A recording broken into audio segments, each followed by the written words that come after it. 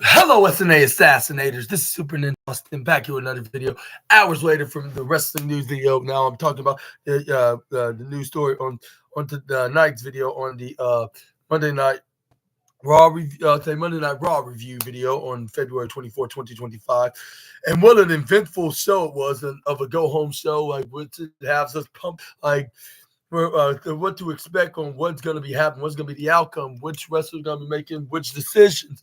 And yeah, we got so many very well invested matches, including the main event. But the sad thing is, like, and yeah, despite gotten the main event of the match right, which was of course, the women's tag team championship match, and the result of it at the end of the night. But the thing is, like, there was no outside distractions when it comes to as far as concerns of who attacked Jade Cargill. We did not find out who Jade's attacker is. Like, the only way to find out is probably this coming Saturday. But anyways, yeah, we got. And yeah, of course, like, this was a really good show, but despite it, like, it was in the worst city of the United States. I'm not sure if I should even say the name. I'm gonna say it once: Cincinnati, Ohio. But yeah, this is where we got Logan Paul coming out there roasting the fans. Like, as soon as they showed Jade Cargill, Naomi, and not Jade Cargill, that's the Jade Cargill, Bianca Belair, and Naomi, and Liv Morgan, Raquel Rodriguez, and Io Sky, and Dakota Kai, and what's her name? Lyra Valkyria, Gunther, and other wrestlers that were going in the building for WWE Monday Night Raw. Then Cody Rhodes and showed last, and this is where they showed Logan Paul, which they start playing this music like, ow!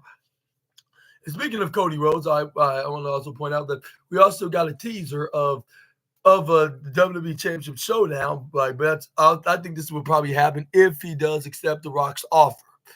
But we have a very I'll say remarkable segment, like, with Cody Rhodes, when this particular wrestler that kind of interrupted him, but even though he didn't mean to, but when face to face, to let him know that he is ready for him to get ready to win the chamber match. But anyway, once Logan Paul got in the ring, this is where this is where Logan Paul shot out to the Cincinnati crowd, like, which he thinks that Cleveland's probably a bit better, even though he does not like that. I like that place of a hometown that's of his. But this is where Logan Paul's like, I respect that. I'll do it from, I would do it from Ohio, which I'll say that's understandable. But at the same time, like, I can understand what he's gonna roast him, because he was like, enough of the boo, because he started booing him. Like, this is where he's like, except for way better, and then like, I'm used to this by now, which has nothing new, which who could blame Logan Paul argument. But he's like, but I was coming into my bird today, flying, like, with it sending, like, and when he looked at the window, he saw clearly green, depressing Cincinnati. I was like, yeah, and I was like, yeah, that's because they've been drinking that disgusting toxic water. Like, for you unaware, Logan, that's why it's so gloomy and so dark, because of that disgusting water, wherever it came from. Well, maybe it just originated there. I don't know what's the explanation of it, but I'm just pointing things out there that could be a logical explanation. But this was Logan Paul's like, this was like it. And this is where Logan Paul was like, when he saw this, and this is where he said something that I would not argue with him on, but for him saying, like, about that, it was just a couple seconds away from telling this pilot to lift up his ship, lift up this bird, and turn it around and head back home. Who could blame him for saying that? But yeah, but this is where he's like, no, like, he still had to work, like wait, I'm, he was like, you know what, like. He was like, I'm righteous. Like, I'll go to Cincinnati for this, for the sake of WWE, and I'm gonna perform in these peasants, which that's the right term to put. And I know it doesn't sound very nice, but at the same time, like, it's just that I'm just not quite of a fan of Cincinnati. But anyway, this is where the fans start chanting, they suck, and this is where that me starts saying, like, yeah, they got a lot of nerve, considering they've been sucking on that toxic, disgusting water. This is where he took a shot at the football team, saying, oh, look what y'all did to Joe Burrow to Cincinnati. And this is where But that's what Pat McAfee pointed out. Like, at least they went to a Super Bowl. I'm like, yeah, Super Bowl that they lost. But anyway, that's where then. That's where Logan Paul's like, well, a couple of weeks ago, I beat Rey Mysterio, a Hall of Famer, like in his resume. Like, and yo, boy, the social media megastar, punched his ticket for the for Elimination Chamber, and now he's gonna go through every single doorknobs of the 5 participants, and then he's like, and at this point, like, I will headline WrestleMania, like, where I will be facing the American Nightmare Cody Rhodes and do what I would say, and where I become do what I say, when I become the face of this company. Which I was like, yeah, it's probably be a few years before that ever happens. With all due respect on Logan Paul, even though he was speaking facts about Cincinnati, the worst city of the United States, which I understand why WWE wanted to even tour over here. But anyways, where we got CM Punk interrupted him, like, and then gave a shout out to the Cincinnati crowd because they are a massive fan of the Second City Saint. Like, it's where like one stand, like when he did like his pose, like to the crowd, it's where we got Logan Paul hilariously put his arms out there and start doing it himself, which I would say this is probably the golden trophy of the night of Goofy Wrestling, like for that, like alone. But it's where we got.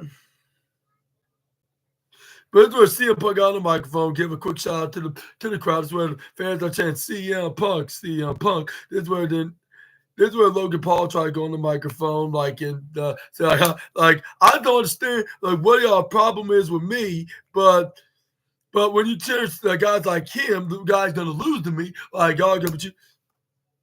And that's where they need that, like, it is like, and also, like, what's your problem with me, chick magnet, Punk? That's what CM Punk is like me, like, you're talking to me. It's look, like, is it because you're jealous of me, Punk? Like, I see some of the tweets, some of the texts what you say online about me. Like, I hear what you are about. Like, and I think, yeah, you're completely jealous of me. Like, you know why? Like, because, like, look at me with my eyes. So I tell you, it's what CM Punk's like, all right, like, you don't have to tell me about 2,156 times. Like, I'm looking directly in your eye. It's where the look, I can succeed on every single thing that I do in this ring. Like you in your career, like, are a series like of you just failing, like, upwards, like, and congratulations on that, because that's why you don't like me a bit. And this is where CM Punk gave a huge chuckle, like, seeing how delusional this guy is. But this is what fans thought. Jay, like, you don't talk like that to our Punk, and I'm like, how's he y'all's Punk if he's from Chicago, a wrong city that starts with the letter C. But anyways, and so CM Punk is like, okay, but we need that just a little bit, though. Thank you. He's like, but as for you, Logan, like, I don't have no problem with you, both professionally or personally. Like, you're the last person that I have a problem with. Like, I could name 2 guys that I actually do have a problem with, which we all know online. If not, like, name, like, probably a top 5 list, which I think most of the wrestlers, even the guys he had beef with previously, like, he no longer has with, like, he's put it right underneath the bridge because they agreed to make WWE a better place. But it's where then we got I just see him post like what I see of you, like, well, honestly, like dime a dozen, like, and you're just a loudmouth kid, like, that says basically that doesn't that says a lot of things, but not literally follow through all the time, like, just to get a reaction. And he's like, for the shock of it, for the popularity of the media. And he's like, you think that makes you a generational talent? Like, with no character, no substance? And guess what, pal? Like, these people in this arena, they deserve better. And this is where the fans started cheering, like, yeah. And I was like, if it was in another city, I'll say he makes a good point on to this. But this is where Logan Paul's like, yeah, these people deserve better. Like, what the hell are you talking about? Like, this is business. Like, I'll tell you what bad business is, Punk. Like, I'll tell you about the people, Chick Magnet. Like, I see, like, when you came back here in WWE, like, it was one of the biggest and greatest WWE returns in history. And that's where CM Punk didn't agree by shouting out a mic on his microphone saying, "Yep, like it was." This is where he's like, "We were all cheering your name, and guess what happened, punk? You crack under pressure. Like you turn your whittle tricep," which the way he say whittle, it kind of sounds like that guy over at the other company would say when he refers to whittle when he's being sarcastically petty. That's what it looks, brother. You could have handled the spotlight and got your moment of management respect. But that's why I am here, because here's the reality, noob. Like you are familiar with these people. I would not deny that, but if I was CM Punk, I would be very unfortunate onto that. But it's what it's like you're like a Stone Cold Steve Austin and John Cena in your own shape and form. Like, but that like. And this was like, and that name changes of you being CM Punk. Like now, I'm a full timer here in WWE. It's always just a matter of time when they start chanting my name, which the fans start chanting, "Hell no, we're not." And this is where the fans are chanting, like, well, this was like, "I said Logan Paul." And then this is where the Logan Paul, there's like, "Nah." And then this is where then fans start chanting CM Punk again. This is where there's a CM Punk's like, "Man, these fans like all over the country just don't get tired of saying my name." And this is where CM Punk then, got back on the microphone. Like, "There's a lot that you said that was wrong, but the one thing that you're right about, like, is the name. They do change here, like, right? That's great. Like those names that you mentioned that you named, like myself included, along with the likes of Steve Austin and Cena, like we are legends in this business," which the fans start cheering for them. Like, yeah, y'all sure are, like y'all legends in y'all own respective era. And this is where it's like, we are history, we are time and time again, multi-time world champs, and under the pressure that you claim that I clap when I make history, when I finally like add another legacy in my add an accolade in my legacy. And this is where it's like, you're probably not gonna be there. And this is where then this is like as a matter of fact, like you won't be here long enough for everybody to figure out who the hell you are, like to remember, and let alone to remember who the hell you are. And this is where Logan Paul start rolling his eyes, like rolling his head around. It's like, oh yeah, like that's gonna happen. This is where Logan CM Punk's like, yeah, Elimination Chamber Saturday. Like I will eliminate you. Again, maybe call you a little receipt of you dumping out of the Royal Rumble and costing me like my my dreams of main event in WrestleMania. Who could blame who could blame the former world champion like for saying that? And I like how WWE like mentions like what happened, like even if it's the teeny tiniest things, like with the wrestlers memory, like we're pointing out like what just happened on that day, even if it's something minor. Like they show they show like that the wrestlers have plenty of intelligence and let alone memories like that are pretty good. Like I just wish I could be like most of these wrestlers that have that ability. But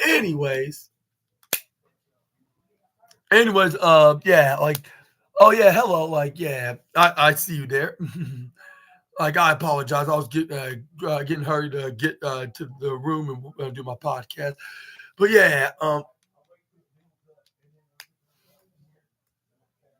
this is where CM Punk's like I will face Cody Rhodes like when I win the Elimination Chamber match, and then I will leave my Las Vegas, the Sin City, as a world champion, and finally achieve my dream, and I will make history. Like I said, and you will be history. Like nobody will not think about you, because that sign that's right behind me, that Las Vegas is all for me, especially in this. He's like, I don't care if Cody Rhodes thinks he had to sell his soul or whatnot, like to beat me and to remain as champion. He already knows, like you're gonna find out you're gonna find out that firsthand before Cody does, like when, like because like The Rock cosplaying around like if he's the devil, like, well, I'm Satan himself, which I'm not sure if that's a pretty awesome comparison for the second city saint to be should be comparing himself to. But this is where he continues saying like in this business, like you are nobody compared to me. And this is where the fans start cheering around. They're like yeah, and it's where then Logan Paul's like, oh, like yeah, like I'm a nobody. Like we're gonna put that on the test in the next 5 days. The fans start chanting CM Punk in the worst city of the United States. Logan Paul looked like about to have a little showdown or brawl with CM Punk, but that's where Logan Paul slapped CM Punk across his face out of nowhere when he was looking away in the right side when the fans started chanting his name. And this is where he ran out there before CM Punk over it. Like you're a one lucky kid. It won't happen again because I'll keep my eyes peeled. And this word, and Logan Paul's like, are you okay, Punk? Like, I damaged your poor little jaw. Like, and I was like, man, like, he's like a WWE version of that other wrestler, which I believe he's around the same age, maybe just a year older. But this is where CM Punk's like, like I seen like little dastardly, childish boys like y'all before. You're not the only, the first, let alone the only one. This is where CM Punk was like, I'm like you. And that's where he's like, I'm gonna give you let you get a cheap shot on me for now because in 5 days, like we're not just gonna be in the ring, we're gonna be locked in a cage together, like with you being stuck in there with CM Punk. And this is where the Logan Paul's like, hey, you're not the only one I'm gonna be locked up in with. This is where CM Punk's like, and it's like, once you in that chamber with me, you're gonna understand why they chant my name. Like if they're in a cult, like with them being his followers.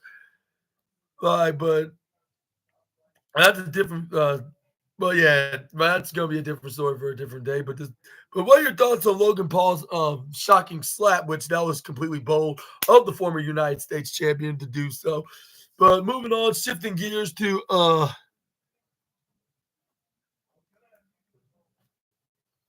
this is where we got the match like was about to come on the air with the triple threat match between Penta and Pete Dunne and Ludwig Kaiser. And let me tell you, like it definitely deserved in the second place spot. Like I'll say the best way to describe it.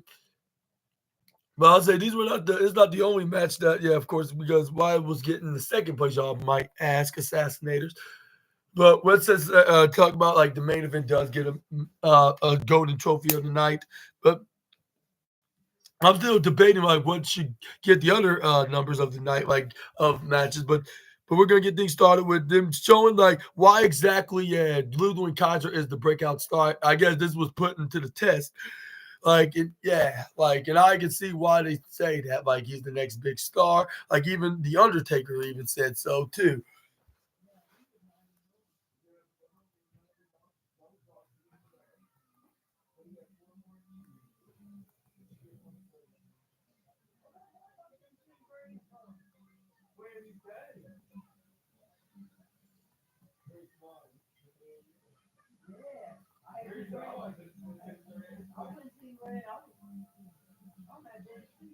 But it's where we got what happened next is where we got things start off with when Pete Dunne was not like letting his guard down when Ludwig Kaiser's like, you know what, I'm gonna let you I'm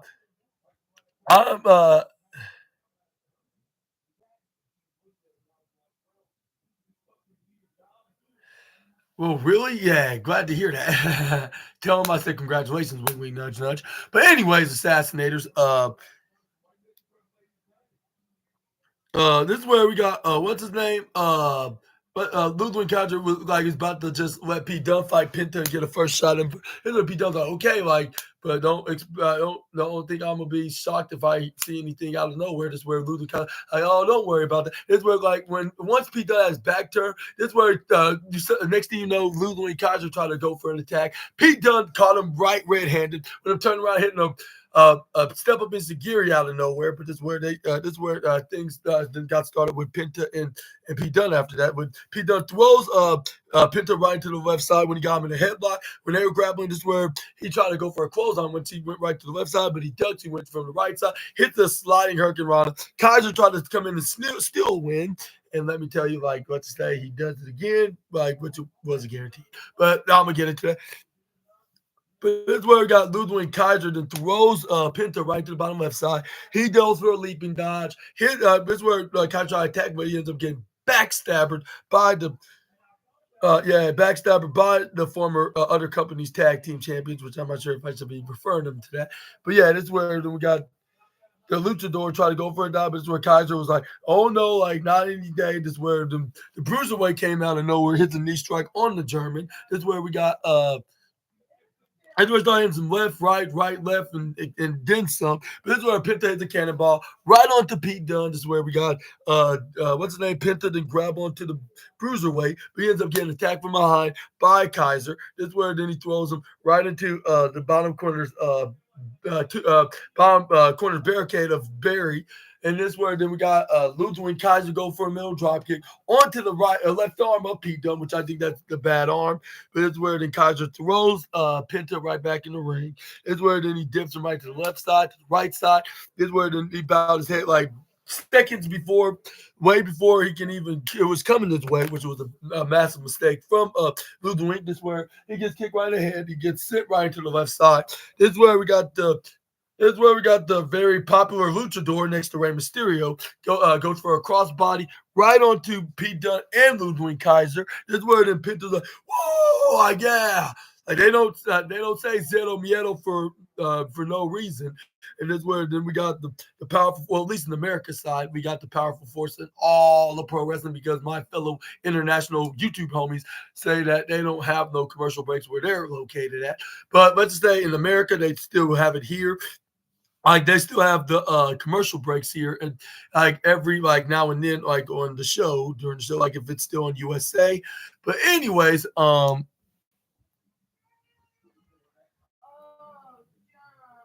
this is where we got Pete Dunne. Then gets kicked right into the midsection once the adverts came on. Penta was still in control because, yeah, he's a fan favorite. Like this is where then he goes roundhouse kick right into the midsection onto Ludwig and right to the top. Of course, I hit a sling blade running bulldog to him as well. I mentioned that he did it to Pete Dunne, which I'm not sure if I did.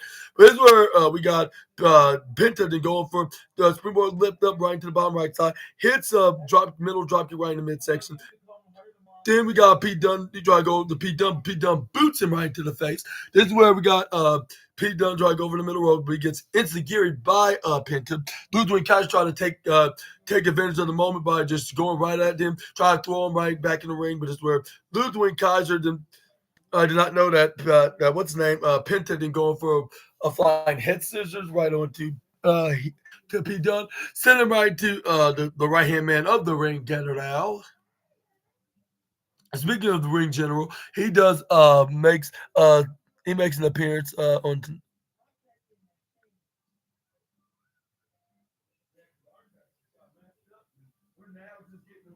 Oh, for real? Good.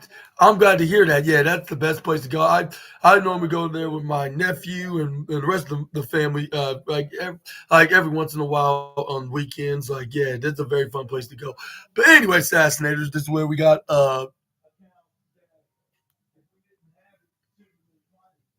This is where we got this is where Penta going for a suicide dive onto Ludwig Kaiser once he got in the ring. This is where Penta brought back in the ring. This is where he picks him up and hits my finishing maneuver, which he calls it the Death Valley Drop like everybody else. But like I call it the most dominating move in all of professional wrestling, which is the Assassin Valley Driver, when Super Ninja Austin used the maneuver. This is where Penta would have probably gotten away with it if it wasn't for that meddling uh, that meddling bruiser, I guess you could call him. That's extra hyperly rabid, if I'm not mistaken. Yeah. Anyway, this is where he goes for a foot stomp. This is where onto Penta. This is where they show the replay of the Tower of Doom, which I totally forgot. Like that happened. Like I also want. Yeah, they did a Tower of Doom. I forgot to tell you, but this is where we got fans start chanting, "This is awesome," which I was like, I would have given this. Probably gave us number one if the main event was just a bit better. Like, and when it comes to comparisons of what was the show stealer, like the biggest, I'll say, amazing and intense like showdown. I guess you could say, like if I said so correctly. But it's where we got a knife edge chop war, like which made Gunther very, I'll say, made Gunther concerningly angry, I guess you could say, which some of y'all probably say that's understandable.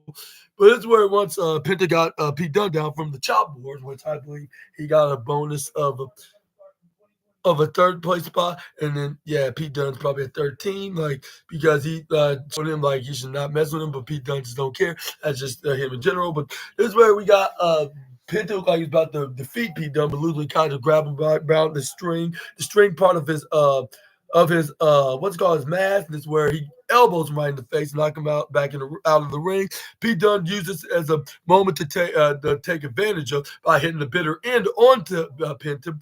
But once he tried to go for a pin, and he probably would have got away with it if it wasn't for the right hand man of the master of the ending list came in and stops him. This is where we got Kaiser got himself right back up. This is where then he was trying to get ready to finish off the it's off Pete Dunne. That's where then he goes for a slide kick right to the midsection. That's where he try to go for that like that Sister Abigail DDT combo that Alexa Bliss would do, which he got a different name for. But that's where Pete Dunne counter it and started bending the fingers, breaking it in the sides, like if he like if like he did to that guy that could be joining WWE back when he was in his first run back in 2019. But luckily, you don't have to put it back in place. It was just a little bend, but it can easily move it right back on the finger zone. This is where we got Penta to go for a stepping stool power driver by a stepping stool Mexican destroyer, like by stepping onto Ludwig Kaiser's back, stepping on that. The dude did special leverage, like for him getting up higher to hit the Canadian or the Mexican destroyer onto Pete Dunne, which he did. This is where we got Pete Dunne. And, this is where although Penta was like Zero Miedo, just where then he hits him with the sacrifice, which he nearly broke the arm of the bruiserweight, which I believe was his bad arm, the left one. This is where he tried to go for his version, what's it called, the fear, he used to call it the fear factor. Now it's the Penta driver. But Ludwig Kaiser came in, save his privileges of winning. This is where he throws on the outside, still just winning the process by hitting that DDT majiggy maneuver that looked like Alexa Bliss would do, but yeah, needless to say, it was a guaranteed, and he done the 1, 2, 3, and it rhymes. But the winner of his match, Ludwig Kaiser, and yeah, WWE showed that there's a bright future for the young star. As much as Gunther is over right now, he's probably gonna be double times as over than his own mentor is, or teammate, or whatever you want to call him. That's what's the relationship of between Gunther and Ludwig Kaiser. But what are your thoughts on the Ludwig Kaiser? What do you think what's next? And do you think this is only just the start of his push, or what are your thoughts on the reason why this was the case of him winning? But maybe it was a good idea that he didn't pin Penta. Maybe we could see turn into a feud, maybe on the road to WrestleMania, perhaps. But then again, this seems like too much of a B plus paper, B plus match to be on an A plus pay per view.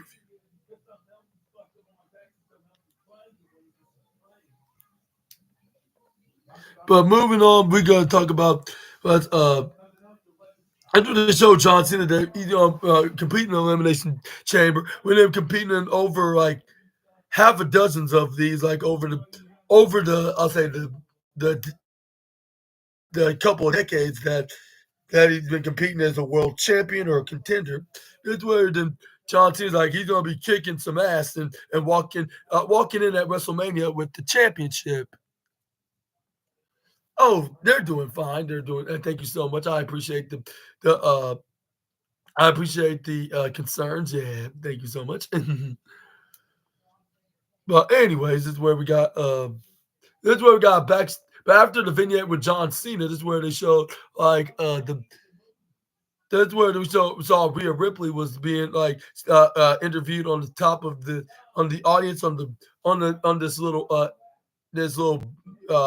spectate booth, I guess you could call it. This where this where then what's it?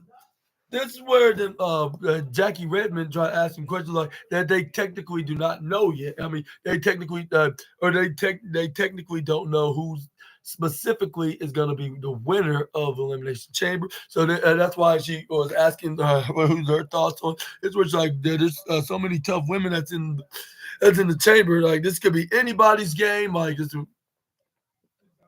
well, I can tell you, I hope, there's a couple. Like, and this where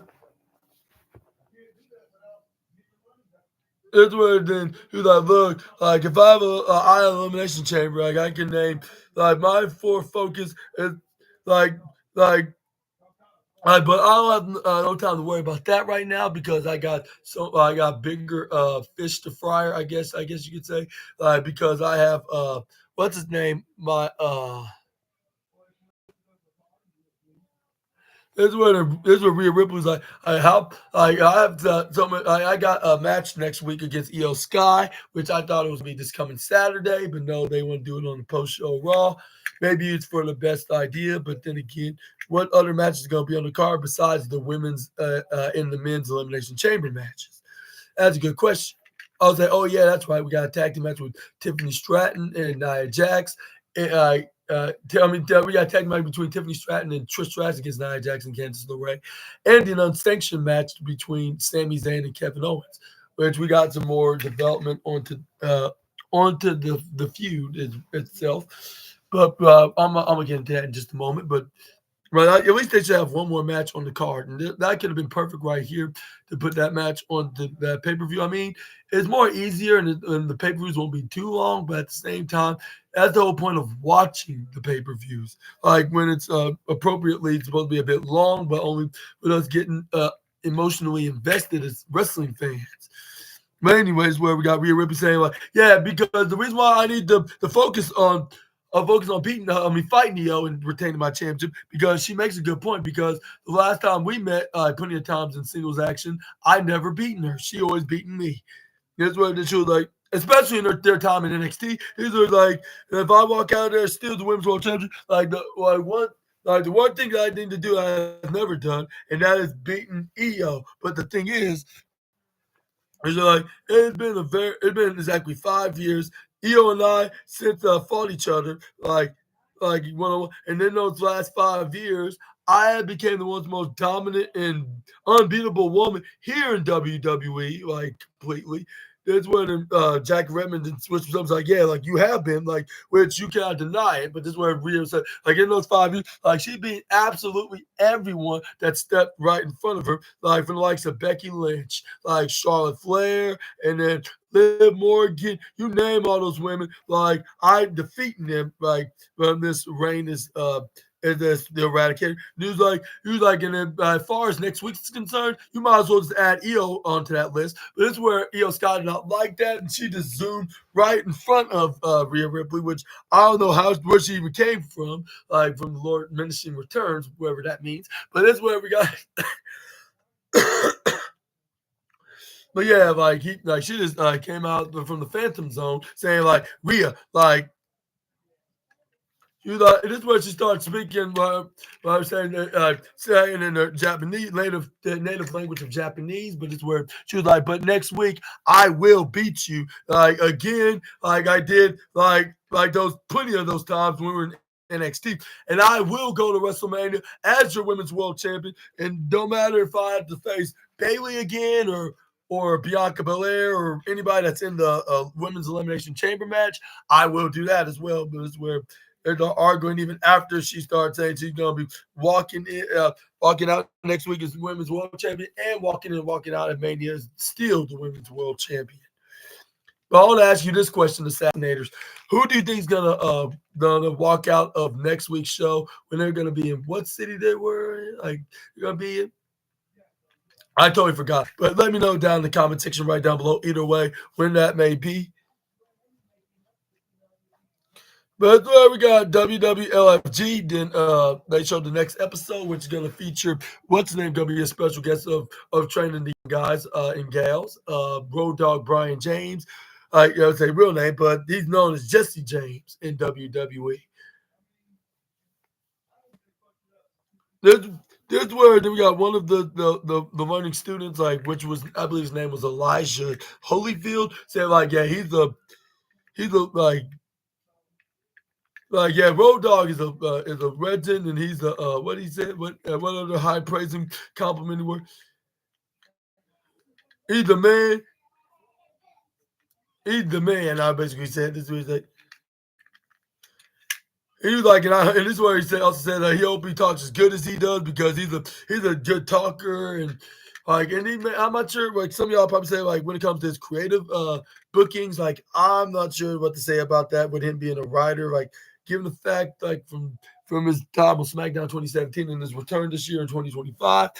But the difference is like who mentioned that? AJ Styles was it on the post? So, he was like, before I start throwing accusations about him being a problem, like when it comes to not not writing for the WWE show, like give the guy a chance because it wasn't really his fault. Like when how the last time he was a writer in SmackDown ended up like, and yeah, well, which we all know who he's referring to, which you could blame him, but it seemed like Road Dogg's a pretty cool guy. Like if you know him personally, like if you ask me, like it seemed like I was like, so I would say like he's really like a guy that would have some very horrible conflict with somebody, like unless if that person is difficult and they don't want to listen and they're purposely ignoring him, like just out of disrespect, I'll say that's the only way they probably have a conflict or some kind of vendetta against him, if I say it correctly. But well, let's move on. We got the New Day to talk about next because they're going to be taking on LWO. It's where we got the New Day came out with the new theme music, which I'm kind of getting used to it, but at the same time, I'm kind of missing them like with the is the New Day Yes It Is theme. So let's hope they go back to that when they do go back as baby faces. But I think the only thing good about the theme song is more heelish. The way they put maybe a little bit generic, maybe too basic. I know, but you got to admit that it does fit their character. But yeah, I'll say this match was also pretty was I'll say pretty good as well. Like with showing that Cruz del Toro and Walking Wilder like you could be one day more than just a tag team act. Like maybe they could be their own single stars when that time comes. Just like someone like the Usos, like them being known as the number one best tag team, but only just a tag team until like Jey Uso have his moment as being a single star and even winning singles gold like the Intercontinental Championship. And then now he's on the way as world champion. Hopefully his brother becomes United States champion.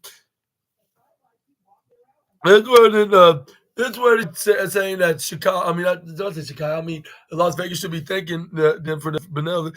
Like and even the people in the worst city should be thanking them. Which I was like, yep, I'm not sure if I should be agreeing or disagreeing on this, but I'm not sure. But this is where we get like y'all should be thanking. They used to be thanking us that we're here. As a matter of fact, you should be thanking God above. Or I hear that we're here. But it's where the LWO had enough of their big mouth shenanigans. It's where then.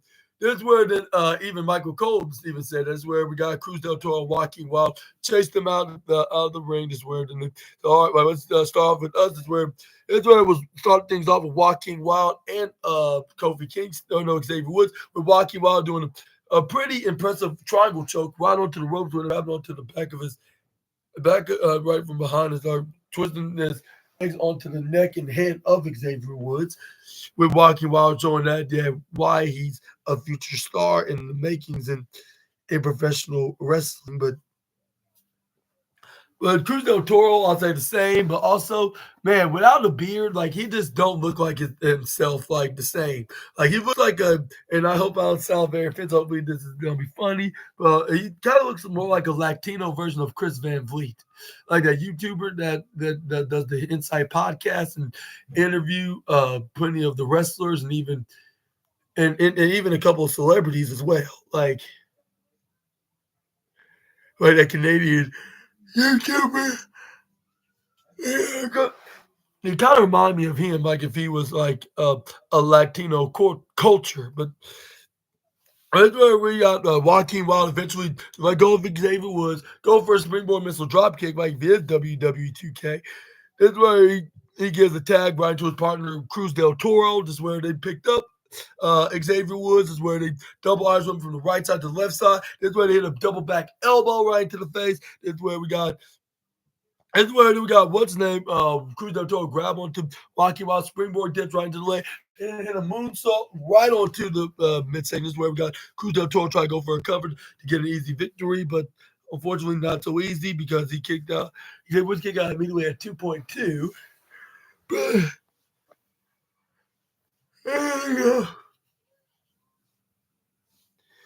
it really throws Xavier Woods right into the bottom left side. Cruz Del Toro try to go for a dive on him, but he ends up getting kicked right into the face. Xavier Woods to try to go up in the middle. But this is where Cruz Del Toro hits a step up in Sagiri. Anywhere like LWO or like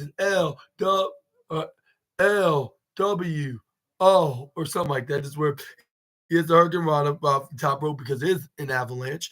But this is where we got Cruz Del Toro pick up Cruz Del Toro pick up Xavier. But this is where he started going for a right hand, but this is where he gets stopped. This is where he started hit with dunks and strokes right on by the Latino World member. He just tried to go for a super kick. Xavier Woods foot outlet, push him right to the left side. He gets tagged in by Kofi Kingston. And Cruz Del Toro trying to close out. Cruz Del Toro outside the ring. This is where we got.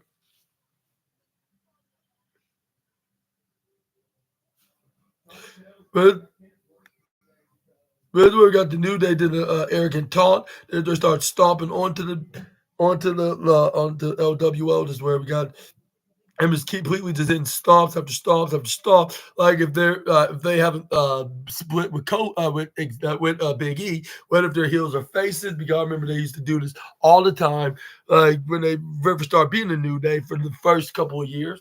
But this is where then. That's when once they done taking turns stomping on the poor Del Toro. That's where we got Kofi throws Xavier Woods to go for a missile drop kick. The only thing that I missed in that Xavier Woods was playing his trombone. Like, but that's where then Xavier Woods then was all right. Like no one matters. Where the like I gets like it's time for a new day. That's where he flexes his guns, but it's where he gets hit with a surprise roll up, which is the most devastating right onto Xavier Woods. But Xavier Woods hits a distant elbow. And Kofi Kingston is where we got. This is where Kofi Kingston trying to grab onto Cruz Del Toro. He hits the right hand, go for a back elbow onto what's his name? Onto what's his name? Onto Xavier Woods will try to reach up for his partner Joaquin Wild, but Kofi Kingston even knows like with him using his knowledge by by stopping him from even tagging him in, and this is where you guys have even he knows like that Joaquin Wild is an unstoppable force to be reckoned with in this team of the LWO. It's where he hits him with a spinning kick, which looks similar to Trouble in Paradise, but it's a spinning Enziguri. And if I didn't know better, I would say like what an insult to injury moment, like from what's his name from Cruz Del Toro. This is where he tags in Joaquin. This is where then he then making a comeback by hitting some close up right onto Kofi Kingston. Then he even hit a super kick on Xavier Woods. We try to come in to save the day. This is where we got.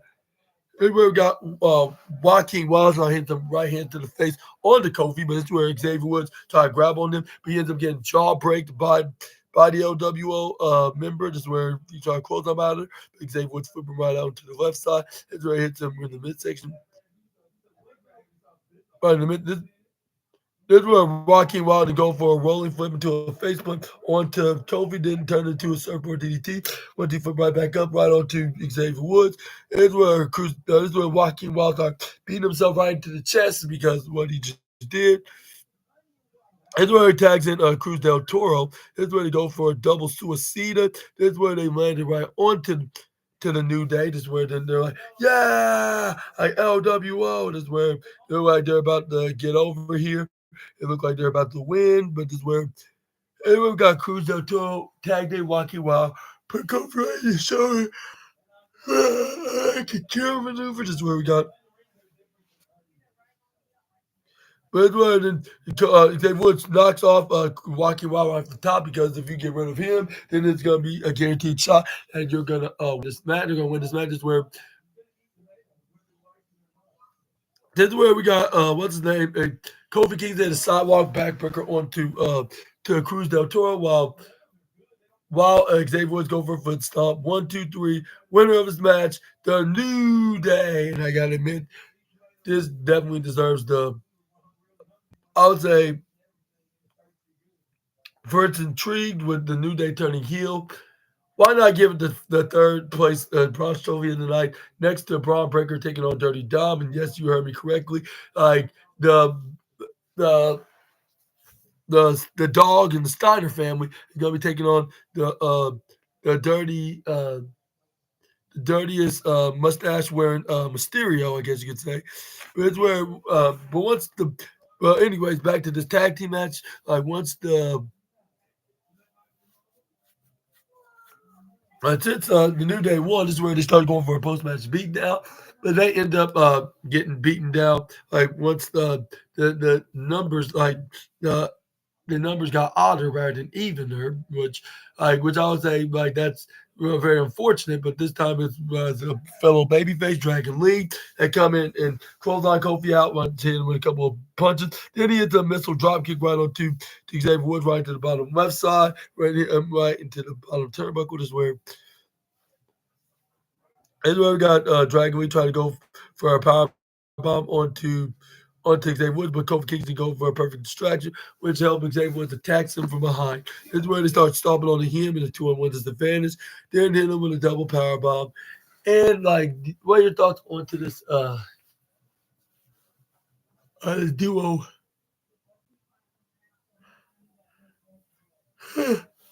What do you think? What's up with these duo? Like, and do you think their future?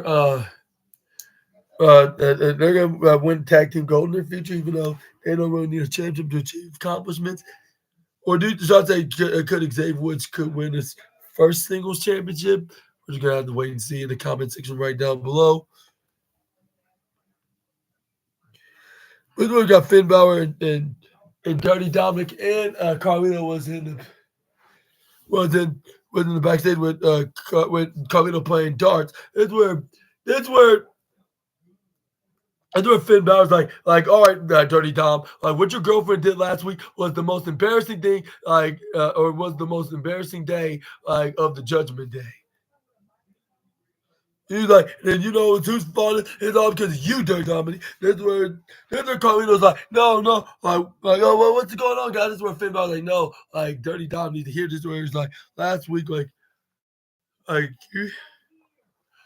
know we had a real deal. Like, you're supposed to kick out. You're supposed to take out AJ Styles, but you didn't get the job done. And to make matters worse, like you got speared by Braun Breaker.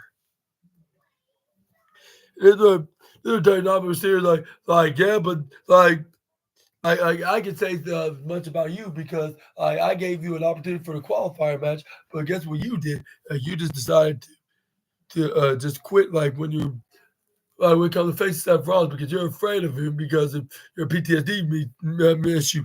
Then there's Dirty Dom's like, I'm trying to help the judges down for quite a while. And maybe it's time for us to add a new member. This is where Finn Balor just don't like that word. Like every time Dirty Dom missing this, I say like I don't want a new member, which I was what's the reason why. And this is where the more like, all right, boys, stop fighting, like stop it. Like this is where Dirty Dom is trying to reassure that he was the one started, where she was like, I don't care. Like, y'all just need to stop fighting. Like, to go and put on, be on the same page and help us. Like, like, way, I think that I went our way. Like, it didn't went our way, like, on that night, but but don't worry, me and Raquel gonna regain our championship gold, which I'm gonna get to right on. This is where Finn Balor's like, yeah, like I understand, Liv, like, but this, this where we got this is where we got what this is where Finn Balor's like, but yeah, y'all need to only worry about the champs themselves, Bianca and Naomi. Like since y'all the ones that attacked Jade Cargill, like and did that little stunt on her, this is where the Rick Morton's like, no, we're not the ones that did it because we were not even in the scene of the crime. And it and it's where then we're like for your information, you should be worried about what happened to Jade either. Like we're just quit, we're not involved. But don't worry, we're gonna be worried about Naomi and Bianca. But how about you be on the same page with Dirty Dominic right now in the meantime? But it's where we got that segment was done. Is where we got the advertisement of the charity, the of the of the trading card charity event, like which it featured the likes of Chelsea Green and L.A. not Al and the phenomenal AJ Styles and main event Jay Uso, Yeet and Rey Mysterio. I believe John Cena was there. CM Punk, Cody Rhodes. Like for this little special event, that you name it, it is where they start keep advertising about Cody Rhodes. Is he going to take the offer of The Rock, like for to be the Culprit champion and give his soul to The Rock? Which I don't know how he's going to do that unless The Rock has some kind of magical power to swoop it out of his body, like that everybody's been claiming. Which we all know that's not like that's scientifically possible, at least for someone like The Rock right now. Because I'm not sure if he's some kind of a powerful, I'll say, whether holy or unholy being that snatch souls, which I'm not sure if that's even the case. But we all get what they were coming from at this. But this is when they started showing the advertisement, like of The Rock, yeah, like was in that crowd, like in New Orleans, Louisiana, and then also announced that WrestleMania will be in that location next year in 2026 for WrestleMania 30. I mean, WrestleMania 42. But it does show that The Rock tried that yeah to help him out, like get movie roles and even make his social media account like to up to like a half a billion, if not a full $1 billion. I mean, I mean a billion followers on social media, which he's like they have a little bit over 1 million followers, but he can help them like thrive and get them like over like half a billion. And he was like, he can do that all the only thing he needs wants in one return, like is that which he pointed right into his like right onto his chest or shoulder. But it's where he was like, oh, the championship. Then The Rock then said like, no, like I want your soul. Which like if he was a demon that's trying to give him all the offers of opportunity of a lifetime, all he needs to do is sign your sign your name on the deed, like for in red and blood stained red color ink, like in order to get everything that you want, like that. Which that's what they kind of making The Rock into this heel like final boss character of some sort. Yeah. But let me know about this in the comments down below if you think the Cody Rhodes going to accept or decline. But anyways, where we got a few celebrities in attendance, which would feature the likes of the Cincinnati Bear Claws, like the what they call the University of Cincinnati, the worst city of the United States. But the only thing I like about the football team is that my boy Travis Kelsey used to play there when he used to be in college.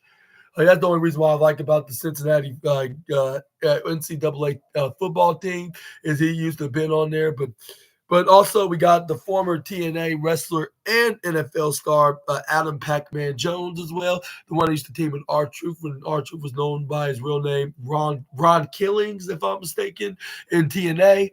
But also, yeah, like yeah, he was holding on to a custom WWE championship, like with him holding on to with him wearing an NXT shirt, like with his kids, like we're in attendance with him, just where they started doing a very silly dance. But that's why we got that ring. Janet Alden was in the ring because he was in action because he called for an open challenge. Like say like this where he's like, but before like he wants to talk business about like his challenger for tonight, like he wants to talk business for WrestleMania. Like, yeah, like you see traditionally, like when Jey Uso won the Royal Rumble and whatnot, like, and he chose me as his opponent at WrestleMania. Like, I was completely angry. You all obviously see in my face, like initially, like, but the weeks go by and by, like, I'm just warming up to it actually because I'm starting to realize, like, what opportunity I can have to embarrass that clown, like on the greatest stage of them all, like, and then the Yeet circle for good, which we all know he's just exaggerating and bluffing because That's not going to be happening, which we all know. We just need to believe that.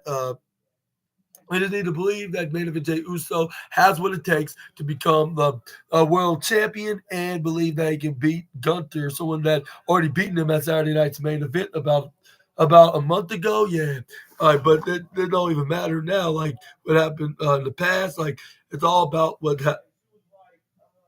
in front, like for the future and the grandest stage of them all.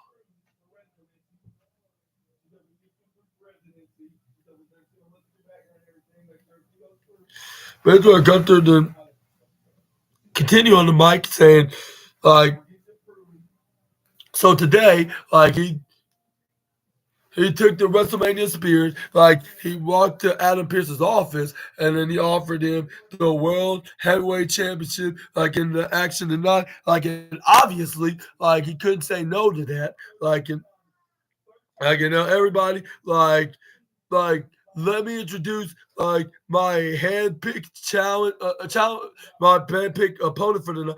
Like I'll open the gates, like of a gates of a lifetime, like to get in the ring with the current world heavyweight champion and the forever the world heavyweight champion. Like right now, and this way he's like, ladies and gentlemen, my opponent, and you will not believe who it is. Like he called us like an opponent that's I'll say I'll say that's like a competition, like which it was not really like competition. I mean, it didn't seem like it because like this wrestler did took Gunter to his absolute limit, and it was exactly Akira Tozawa. I was like, I have not seen Tozawa fought like this in years. Like probably like when he was still like on the NXT roster, when he was fighting in the 205 Live cruiserweight division, I guess you could say. That's the last time I probably seen Akira Tozawa like this. Like, yeah. But that's what Gunter's like, but before we begin, like, let me explain it to you, Akira. Like, yeah, because if I enter the building, like you notice, like you were doing some that weird TikTok dance with those two sick clowns right there. Like that bothered me. Like because like you and I both know, like we have plenty of things in like. I'm like, no, well, not really plenty, but just some. We got a couple things in common. Like, and I'm in one common one, for an example. We both we prove our lives to make a career out of WWE, like from leaving our respective countries, like with Gunther leaving Austria, and then with Akira Tozawa leaving Japan, of course, respectively. What's up with the you guys up to your appointment? I got to do that. And it's like, that's where we belong. Like, but you all wasted, like, just by being a goofball and dancing around, like, to enjoyment of those degenerate fans. Which I'll say the one thing I'll agree with Gunther on is by pointing him to the worst city of the United States crowd, which is the Cincinnati fans, or Cincinnati. Let me rephrase that. And that's where then Akira just I was like, oh really? You call a complete goof? This where he's like, yeah, you just like Jey Uso, like you're making the wrong choices, even though you have a potential of a lifetime. Like like you're the chase choice. Like if Jay's choice will cost him at WrestleMania, which that's like about 40 something days. They have like 40 something days with that. No way, there's 40 something days with that. But for now, like your career, like well, let's give you completely honest. Like Pat, like what you said last week, like one night only, like you're thinking havoc. This is what Pat, like you're the and this is what. And that's what Gunther's like, all right, stop. With him not even looking at Pat McAfee, because Pat McAfee hilarious. Like, all right, I'm stopping. Which I'll say is not going to get any ordinary trophies of Goofy Wrestling. Of that. It's getting the Platinum Trophy. Yeah. I mean, that was extremely hilarious. But that's where we got Gunther's now, yeah, and it's the opportunity I tell you so never will achieve. He's like, and you will earn my respect. And that's what I kid. And it's like, how about to the please earn my respect. That's where he pushes him. That's where he thought he pushed him around like to earn my respect. Like, come on, like, you're not like those guys over like that over to that other from the other company, like which is already bad enough. We're starting to see like a quarter of those wrestlers are are coming over here now. Like normally, like a few years ago, when on my NXT days, I normally see like there's another WWE wrestler going there. But it's where once he pushed him last time, he gets pump kick right into the face by Akira Tozawa, which is also a move that I never saw Tozawa used in a while. This is where he started hitting some punches like boom, boom, boom, boom, boom. So then him swing left, right, left. This is where the pump boot yet again. This is where then he cornered him into the bottom right corner side. This is where then Gunter's like, oh no, he does this where then when he ran to the left side, he gets booted right directly squared into the face. That's where then we got Gunter was like you think that you're this rant of you beat me down is gonna last. That's what he probably said in his Austrian accent. This is where he was like, and that's where they start slapping him around. That's where Michael Cole even referenced my phrases about you should never like either mock or use the knife edge chop against the ring general because he has the envy list, and he checks it twice to see who's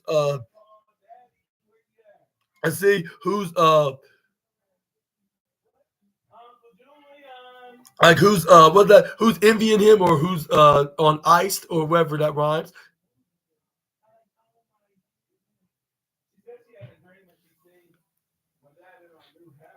But it's where then we got Kirtzau keeps on slapping him. This where because I don't think that's a good idea. It's where then Gunter hits him with a knife edge chop. This where he try to go for a Gunter bomb, which Kirtzau somehow flip right out of it, start try to go for a DDT, but it's where Gunter tossed him right out of the way. This where he hits him with a spinning. This where Kirtzau hit a spinning kick, but like a Trouble in Paradise. But somehow Gunter did a double forcing missile drop kick right on to Akira Tozawa right into the upper right left side. This is where he tried to go for a Gunter bomb. Akira Tozawa counters out of it right into a sunset flip. This is where we got Akira Tozawa then almost got a 3 count, but only got a 2.8. Tozawa tried to go up in the top rope with Maxine Dupree, and Otis was playing as the cheerleaders and what's that called the mascot.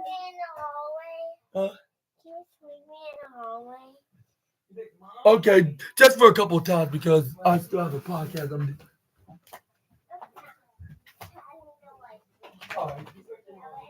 All right. 1, 2, 3, 4, 5. Yeah. Why do I hit the ceiling?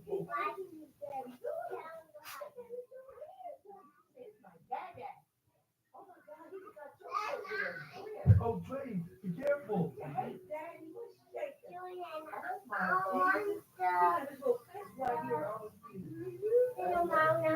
Okay.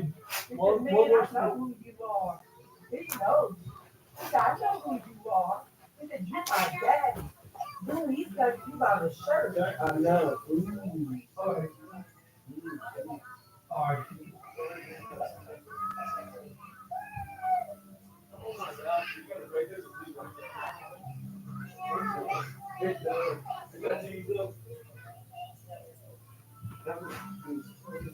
Doesn't it? Yeah, there's no one in the neck. That food looks delicious. Okay. I know. With the noodles and the bread, I wish we had a slice of pizza, man. I'm just fat. They could advertise it on the city. I mean, you do have that little pizza up there. You want to turn the oven back on or no? I could have made the pizza. You know that I was watching the advertisement. Guess what came on? Definitely got one there. Yeah, I know. She was talking about that. It would have been the same pizza we have up here. That's what they advertise. That's what they advertise again. Right. Yeah, I told her when I get my money or we get the taxes, we're going there. We're going to go Corral. Remember family? They have great. They want like $60. What? It's always going to March. Oh yeah, no, yeah. You know what? They're opening up right there on 23rd Street, right there by Denver. You will never get it. You never take it. You'll never do. Are you talking about where the new Dillons are going to be? Yeah, where the new Dillons are going to be. You see, the sign's already good where a soccer field is right now. That's where the new Dillons are going to be.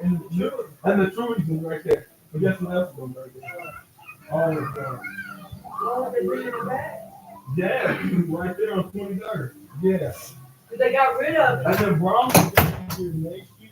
The beginning of next year, they're going to start there. Oh, so they finally So let Brahms coming next year. That's coming, and then there's something else that's coming too. So I'm saying like this is long. But if I didn't, I'm still gonna have to. Because if I wasn't with Nexa, I could drive to Olathe or Dawes County and then on the dark up there. Yeah, they went at the legend. Right, that was so good. Bernie, look at your place.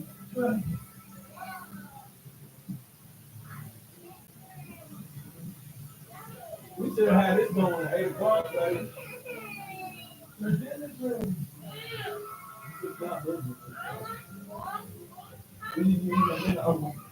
We got one more thing.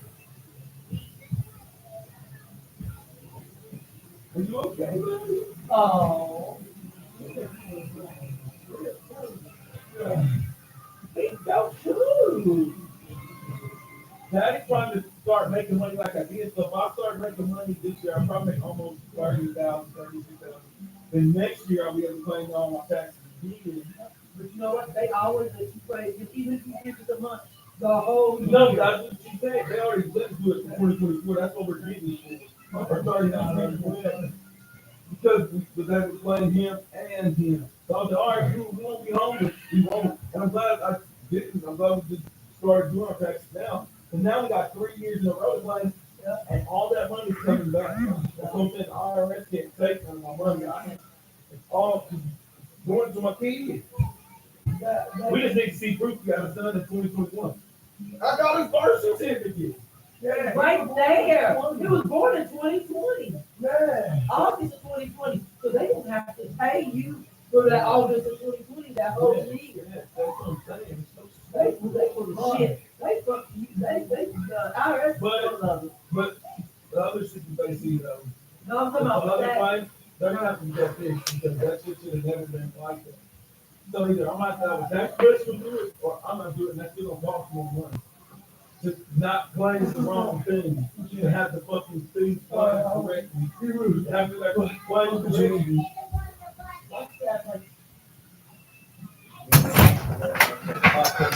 We got this at Walgreens. All right, assassinators, I'm back here. Hope I haven't took too long. But anyways, we've got Gunther. They got Akira Tozawa in a Boston Crab position, even though we all know he's not really from Boston, obviously.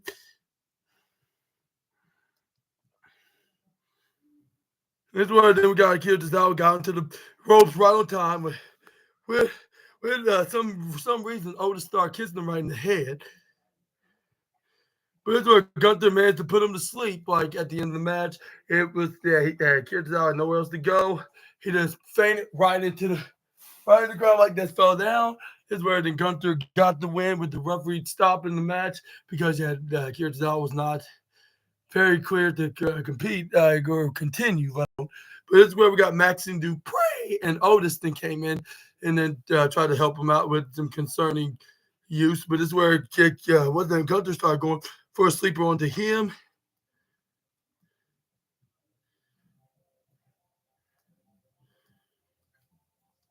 This is where he started attacking Otis with a sleeper. This is where we got main event Jay Uso came out for the save. This is where he just sent him packing. This is where Jay Uso then took on the Alpha Academy, which Pat McAfee, like always, started doing the yeet wave because that's a very catchy hand gesture maneuver to do as a main event Jay Uso fan. But this is where we got. That's where I got Michael Cole try to have try to create his own dance move because he was the special guest of Logan Paul's in post podcast like about a week ago, was it?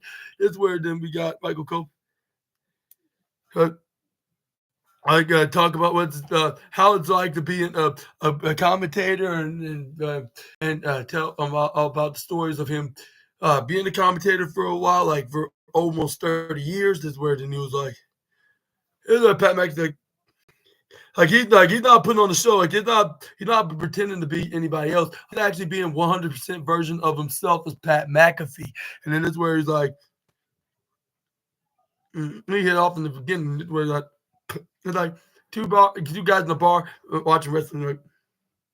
He's like his true self is watching wrestling. Like yeah, like we're just two buds in the booth like of this in the commentary table. And this is where what the Logan Paul's like. Yeah, that's pretty fantastic. This is where Michael's like. This is what basically the two guys in the bar watching wrestling. And this is where then and this is where it's like. It is where Michael Cole then pointed out that yeah, Pat McAfee never been a wrestling announcing commentator before. That's what makes him different. That's what makes him so excited every week, like because it's like a dream come true. And this is why Pat McAfee even admitted that after they showed the interview that one thing that Michael Cole like was in with what's his name with Logan Paul. But yeah, this is where then the fans start cheering on with Pat McAfee. And that's why fans in Cincinnati are saying Michael Cole is the best wrestler of all, best commentator, not wrestler, best wrestling commentator of all time. Which I gotta admit, like he is getting there, but I'm not sure I still have hard feelings for him. But comparing the back-to-back Super Bowl Chiefs as the Judgment Day. But that's where Pat McAfee pointed out the funny thing about Michael Cole's chest looked like if he's wearing a square shaped bra, like. And this is where it's like, but I got admit, you look absolutely jacked right now. Like you work out in the gym. Like if you are one of are these wrestlers that's in the square circle. This is where we got Dakota Kai to start coming out to the ring because she have a women's Intercontinental Championship match that she had to go after Live Valkyria with. And I gotta say, this match perhaps gets the silver trophy of the night, if I'm mistaken. Like because like it may have not been the greatest, but still like shows that that WWE cares about its women's division.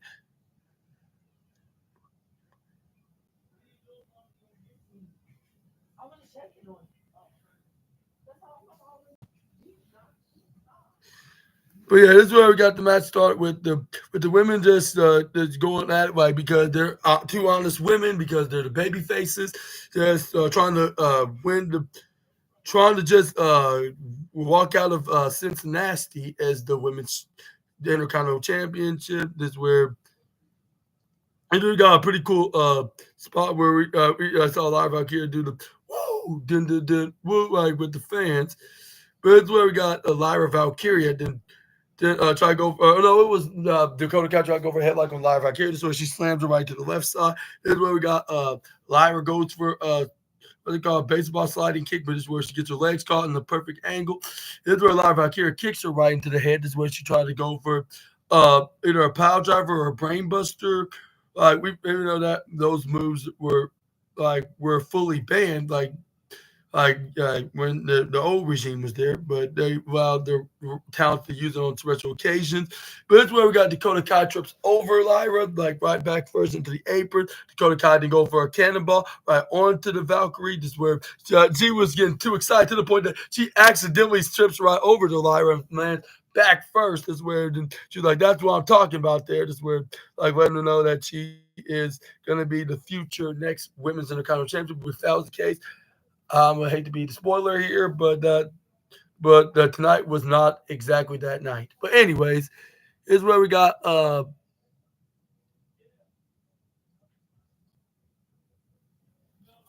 that's where then we got Rey Mysterio. Then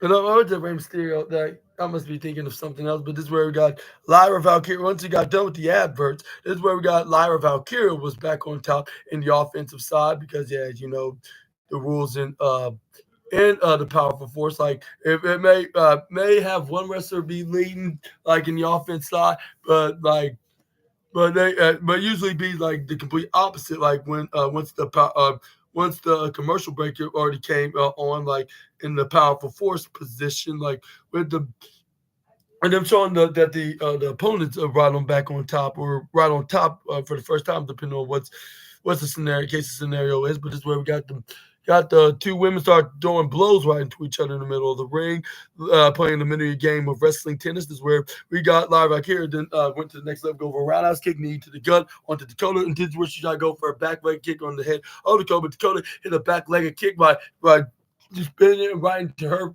faces, where she hits it right into her faces, where this where then she tried to go for a pin that way, but it's where we got live right here trying to flip her up into a sit out pin, but it's where she gets denied with a kick out.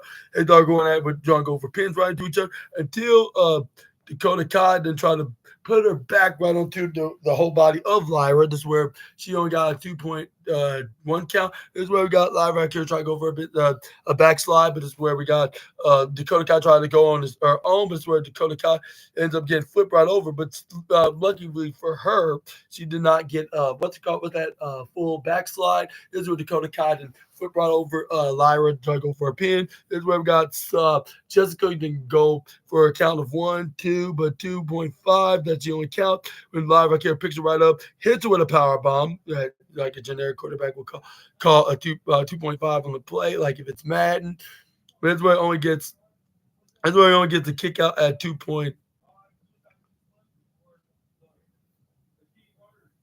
Oh, 2.4, if I'm not mistaken. Yeah. This is where I got Lyra Valkyria going up behind the top row or middle row. This is where fans start chanting, "This is awesome." I was like, I wish I could say like this deserves the.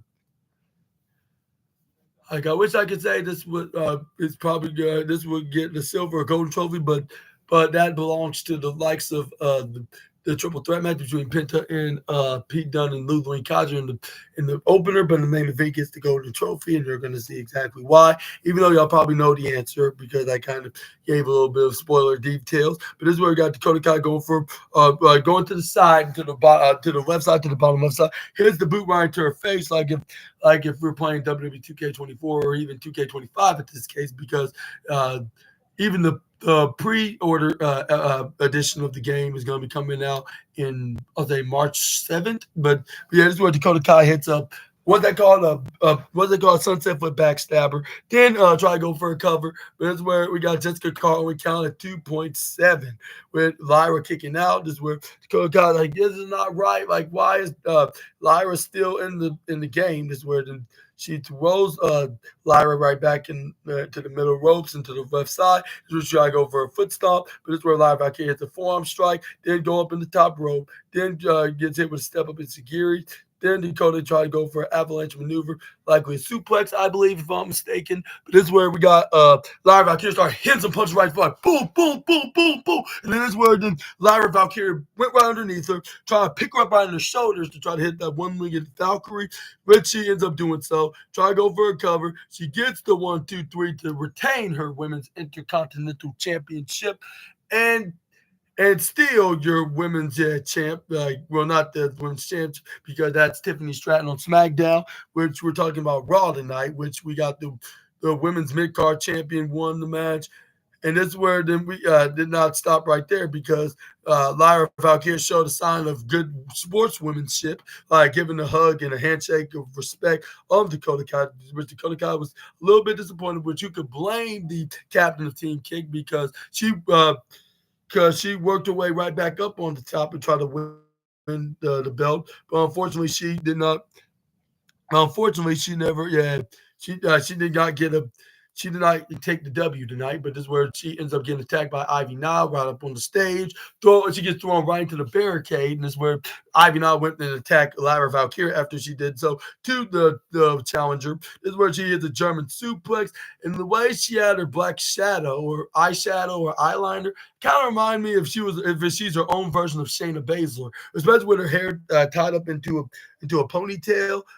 And that's where she hits her finishing maneuver that like a fall away Uranagi slam maneuver, whatever it's called. This where then she was like, yeah, I Like that does not stop right there because I'm coming after you for a women's intercontinental championship, which she promised Master Gable that she will be by the time he comes back. But some just tells me like when he does come back, it won't be exactly like how they planned it to be.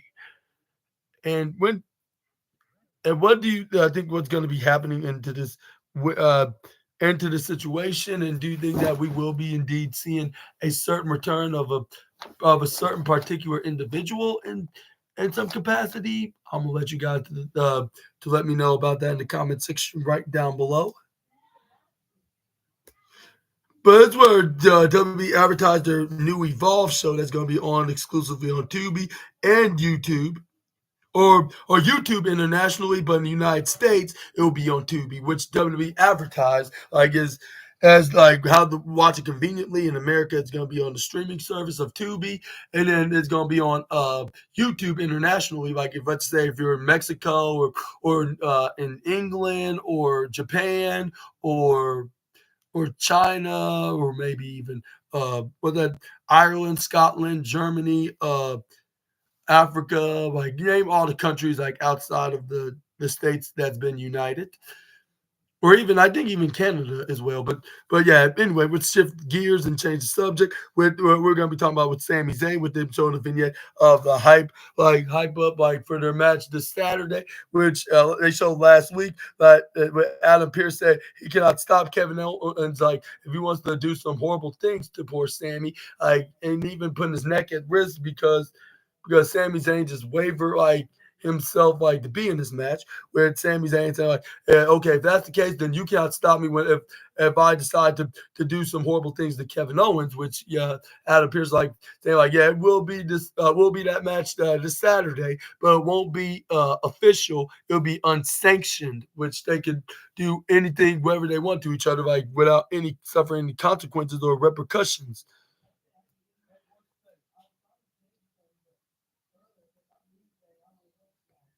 But this is where we got a sit down interview like with Jackie Redmond about the matter, like with Sami Zayn as your guest at that time.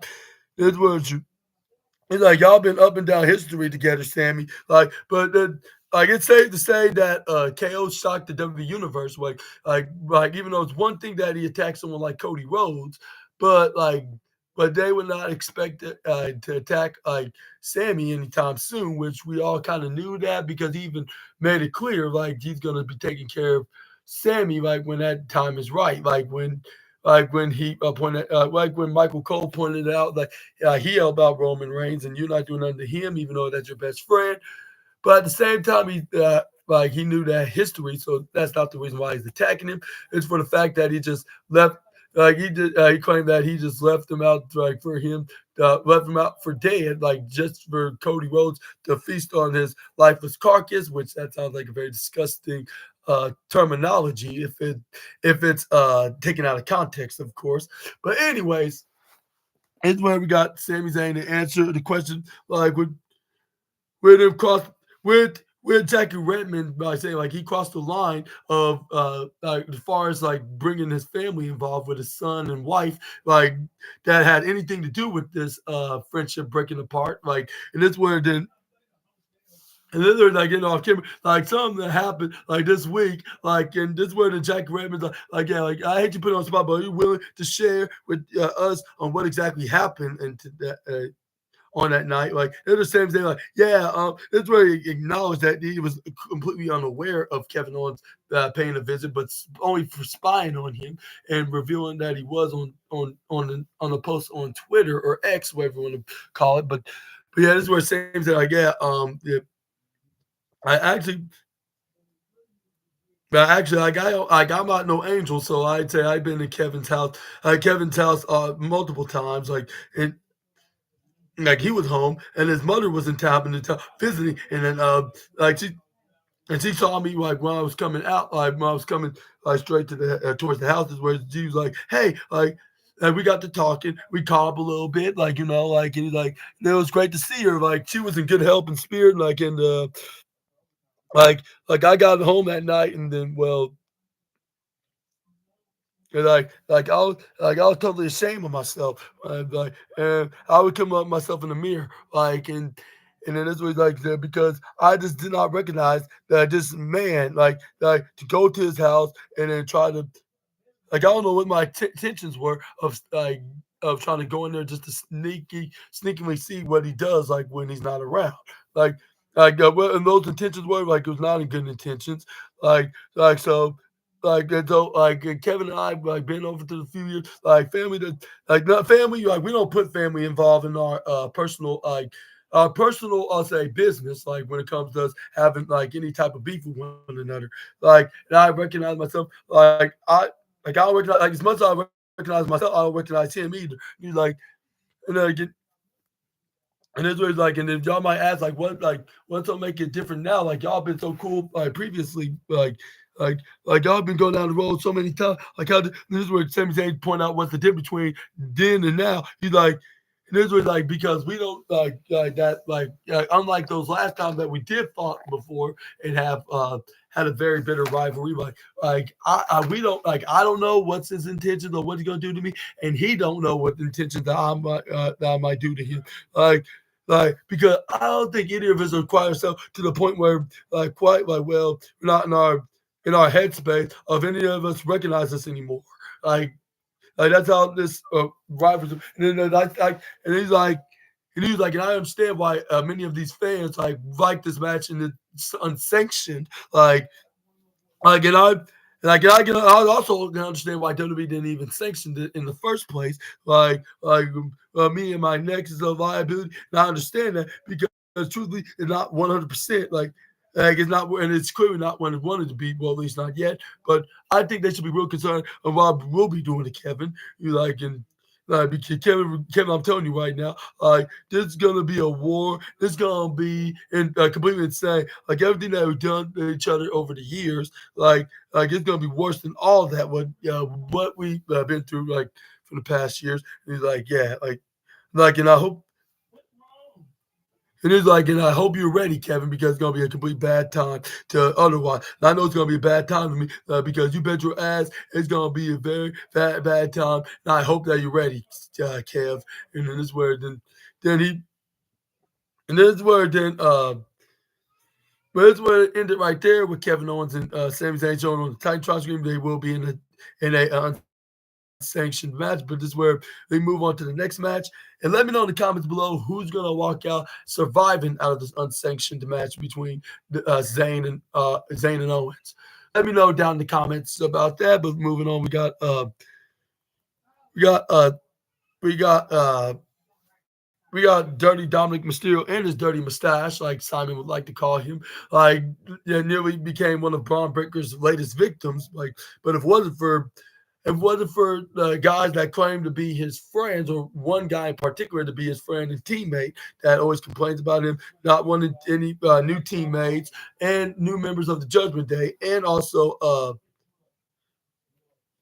what else he stated new members and always being disappointed that Dirty Dominic's not listening to him because like his old slogan says like if you listen to Finn you win, but it don't like it in for the last couple weeks at least when what's his name Finn Balor's been in charge of things, but and I mean that like literally and figuratively. And I guess if you want to mention anything of the sort when it comes to listening to Finn Balor. But anyways, is where we got a vignette with Bianca Belair and Naomi, like with them claiming that they're gonna one of them's gonna walk out of Elimination Chamber as a winner, and they're gonna face what in what Naomi calls what's her name Rhea Ripley, Big Mama, which I'm not sure why she called her that, but I guess that makes it because she is quite big and she calls herself mommy. So I guess that makes sense in some ways. But anyways, is where we got that's what it is. Like they're also gonna walk out tonight as still the women's tag team champions. Like and this is where they finally debuted their team name, which is called the Glowist, like which is the glow, but along with the EST after the glow.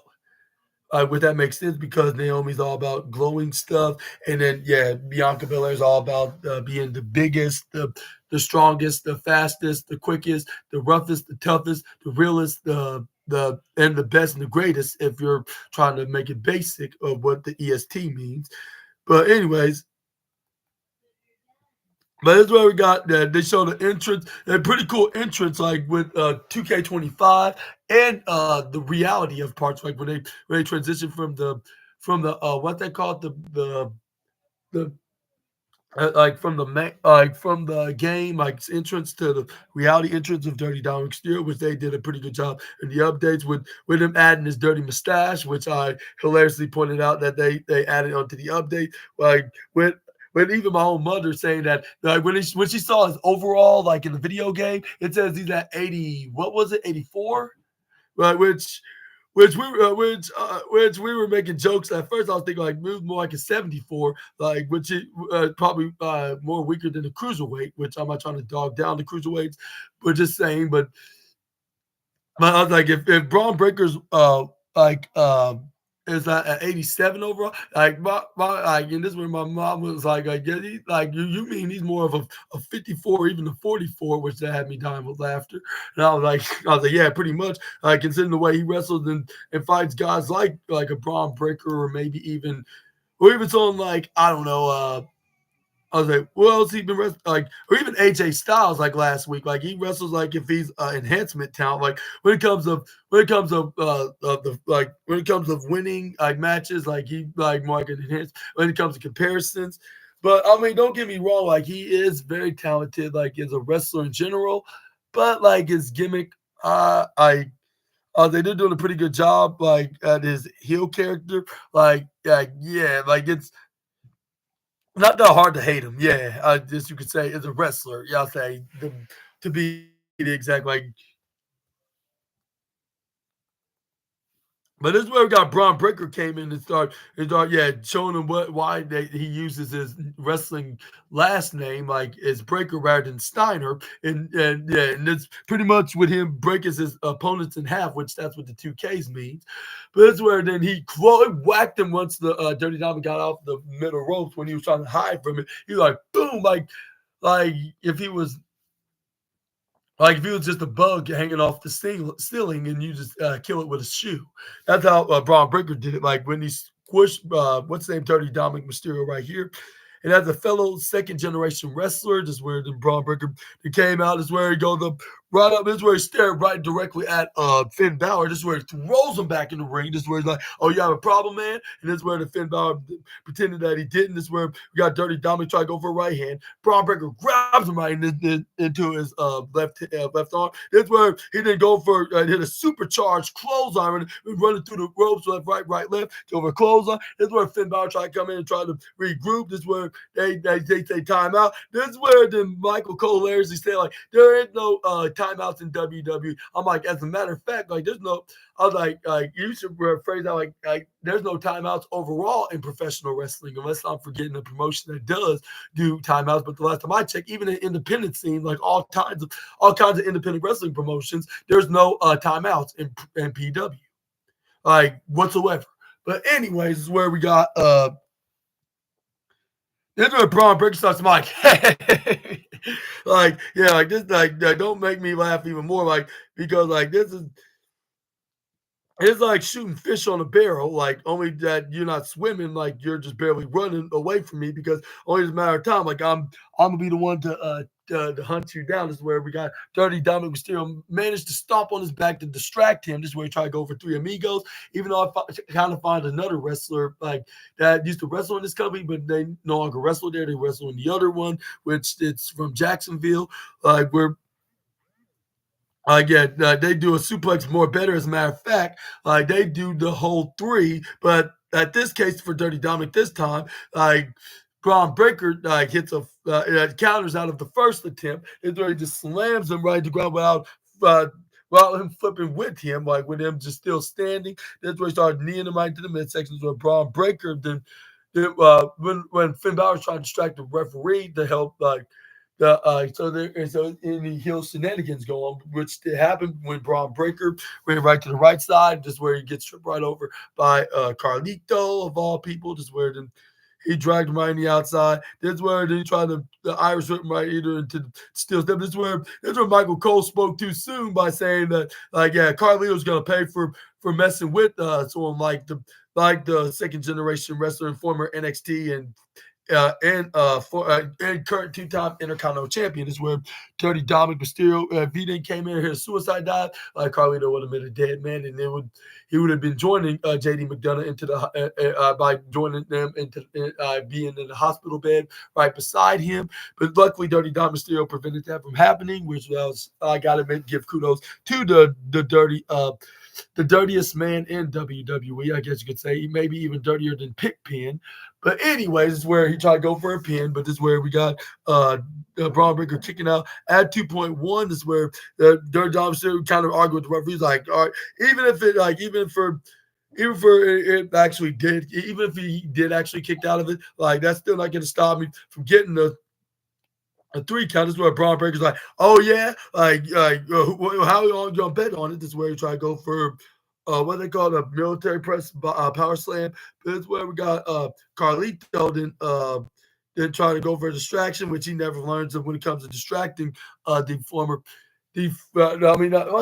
Distracting the current Intercontinental Champion is where it kind of worked in a way with him saying like, I try to ignore you because I have Dirty Dominic on my hands, but you just don't learn your lesson, do you? And then this is where then he ends up getting drop kicked right onto the back, hits face first right into the left ropes where Dirty Dominic Mysterio to try to use his quote unquote deadbeat dad's signature move, the 619.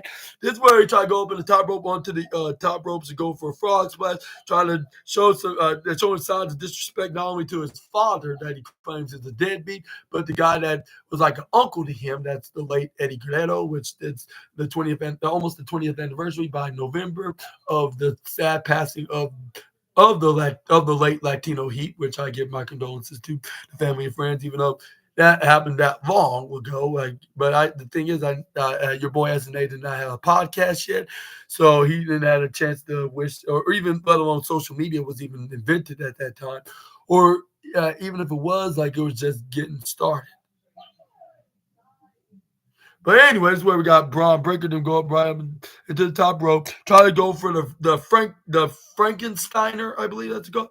Or the Breakensteiner, that's what he calls it. It's a mixture of his real last name with his wrestling last name, his wrestling last name is Breaker, and then his real name is Steiner. Yeah, anyways, this is where he gets pushed right out of the way. This is where Braun Breaker then ran up right on the top rope. Did the salute, try to do the guaranteed Frankensteiner. This is where he ends up doing that right into the upper right corner side. This is where he rip off the suspenders. This is where this is where Pat McAfee hilariously barked because it's a catchy thing that Braun Breaker does, because that's pretty much his catchphrase.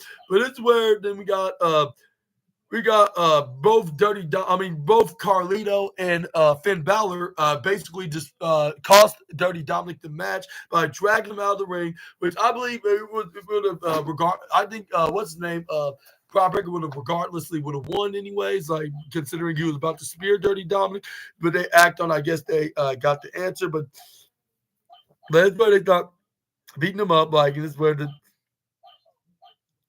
Finn Balor didn't grab on, try to find something to use against Braun Breaker. But this is where Dirty Dominic Mysterio started taunting Braun Breaker like the forearm strike. This is where he went to the right corner side, try to close arm out. But this is where Braun Breaker did, even though he still had his hands tied by Carlito, this is where then he still flinged what's his name, Dirty Dominic, right into the left side. Went to the right side. He went to the left side, but this is where he went to the right side.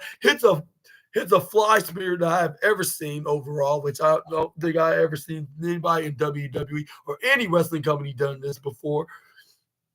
I'll say maybe me and my brother kind of pretended to do this version of a spear, flying in the air, but he catches them with right into the midsection of a spear. Yeah. I was only like I'll say that's the only thing I can think of like in my time of cosplaying is wrestling with my brother. But anyway, that's where we got Finn Balor try to sneak up from behind, but Braun Breaker's like, all right, like you're gonna do something, Finn, like do it, like. And this is where I was like, yeah, Finn, like you better like run from Braun, like while you have a chance to, because like yeah, because like if you don't, you're gonna get yourself in a whole lot of trouble. Like if you don't run from this guy, like yeah, like they call him Braun Breaker for a reason. Like which that'll be explained for a different day. But yeah, like this is where then Finn Balor did so, like, which was probably the smartest move that Finn Balor did of the night, like other than costing Dirty Dominic his match. But despite the screwy finish, like even though Braun Breaker stood up tall, he got the DQ win, which that's a win that you should roughly should be celebrating. But despite it, I'm gonna give it for the fourth place spot of the blue ribbon. But next up, we got Cody Rhodes. Then came out because yeah, he wants to express about like he has an option of a lifetime, like this Saturday, like with him whether if he wants to join the Rock, like and become his corporate champion, or like is he gonna like he wants to be like yeah, or do we want to decline his offer, which he was debate. But that's where he's like, so Cincinnati is nasty. What what you want to talk about, but this is where we got a backstage brawl between the War Raiders and the Creed brothers because the Creed brothers has been under the skin of the reigning defending world tag team champions for quite a while for the past couple of weeks. Right, but yeah, back to the segment with Cody Rhodes. This is where we got this is where then he that his signature catchphrase of giving a shout out to the Cincinnati crowd. This is where then we got like yeah, like y'all want the way y'all want to talk about. Like, I want to talk about like WrestleMania, and this is where he started pointing out some stuff about his life and family. Like when we didn't point out the Rock saying he want to make it better, but this is where it's like, but he reminded the fan that like it wasn't easy like for the family to get where they're at right now because it all started with his father, Mr. Dusty Rhodes, and also Dusty Rhodes like started himself in the like start like in the wrestling business for all the way 60s, was it? Yeah, yeah, that was when he was like 20s if I'm not mistaken. But yeah, he like starting the 60s, like get make a name for himself in the independent scene. He managed to found companies like the WWE, the NWA, and etc. This is where then he was like, and this is what And that's where then Cody Rhodes to point out like this is good guy 101 to one to make sure that you don't lie. Like, and he never lied to the fans, and you're not gonna start right now or anytime and where in the future. Like, but 2 weeks ago, like with him standing here with but the difference is about Cody Rhodes now, like he got some kind of a black shadow on his eyelids. Like it kind of seemed like what heels, like some kind of a heel eyeliner or eyeshadow that like heels would wear, like to try to make themselves look villainous, if that makes sense. But like I don't know like what how to describe it like correctly. But this is where then Cody Rhodes then described himself as a blessed man, and he's a and then he's like, in this decision that offered that he had to face with, and he had to make an elimination chamber. Like, well, like it did not affect me alone. Like it also affect my family. Like my lovely wife, Brandy Rhodes, which she named right here, with something that if it was the old regime, he would have mentioned right here in WWE. But it's where he's like, and I also have my daughter Liberty. I also have my brother, my sister. Like even though like my brother's doing his own thing, which we all know what company he's wrestling for. Like he has to have he also have the two sons of his sister, which is which they're training at the Nightmare Factory wrestling school that him and his that he and his wife runs. Like with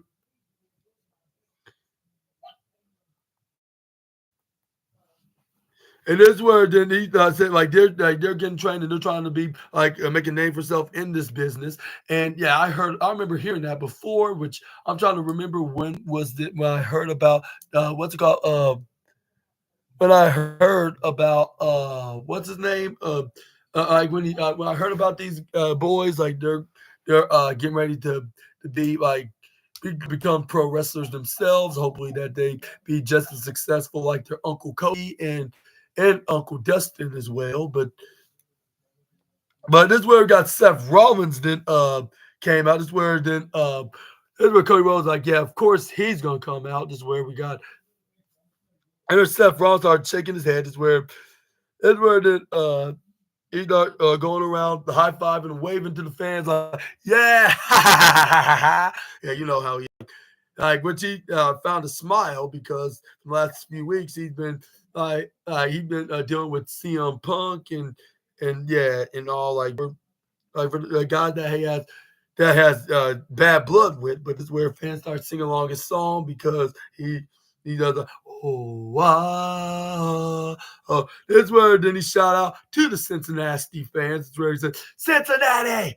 And then it's where he's like, but you, Cody, Cody Rhodes, you're not gonna do exactly what I think you're gonna do. This is the first time we've been in the same ring together in nearly a year because the last time that it was all the way back at WrestleMania 40 when I helped you capture the championship gold that you were going after, which was obviously the reason why he came back. Is where he was like.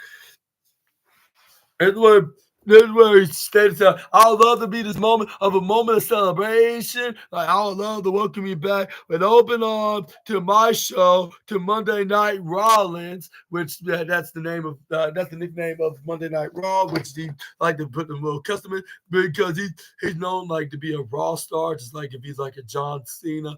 Like an attitude era version of John Cena. I'm not attitude, the ruthless aggression era version of John Cena and Shawn Michaels, guys that are like lifers on the Raw brand because that's the why not? It's the flagship show and they call it that for a good reason. But yeah, this is where we got and the Seth Rollins is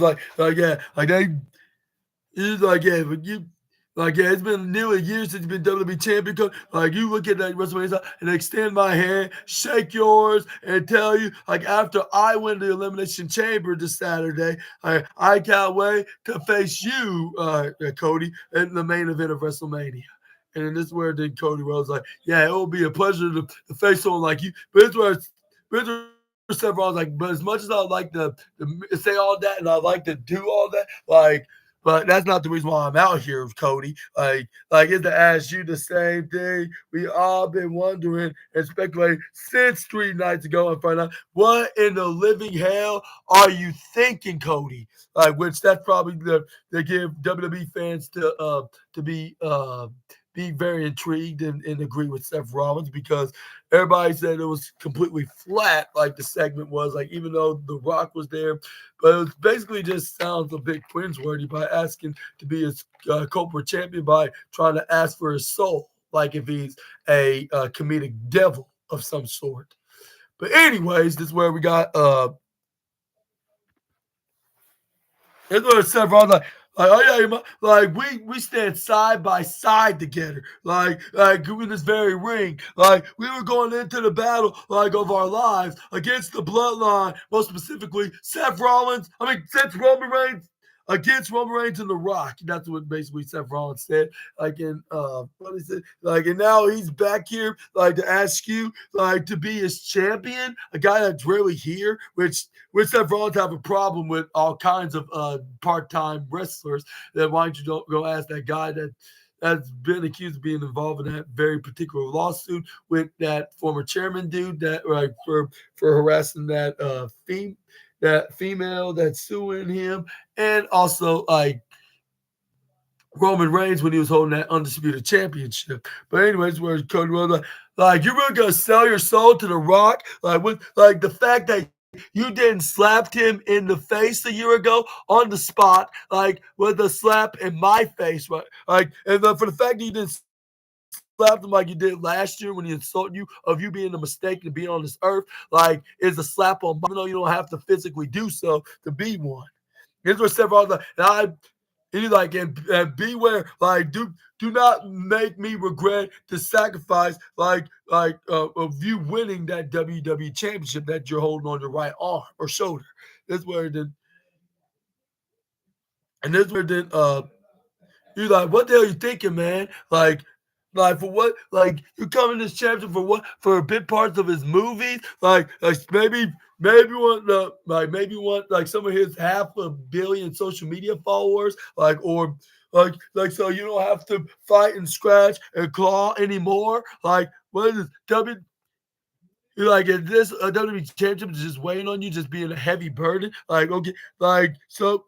Like he's like, so let me take that burden off you. This what this is what Cody Rhodes like, no, like none of that's happening around here. Everything's going completely different what you just stated right here. Like when I speak to you, like in this first chance to speak to you, like you'll be late, see what gratitude. Like, but you sound quite awfully judgmental right now. Like, let's not forget The Rock came to SmackDown. He asked me for my soul. Like, I think the reason why he didn't ask you, Rob, is because you might already be compromised from the past. But the fans are like, oh, like he has a point because a decade ago, like he already done that, and look where it landed him. Like, and we're gonna get into that. Except for admitted that, like we're on this promo, but we're gonna get into Cody Rhodes.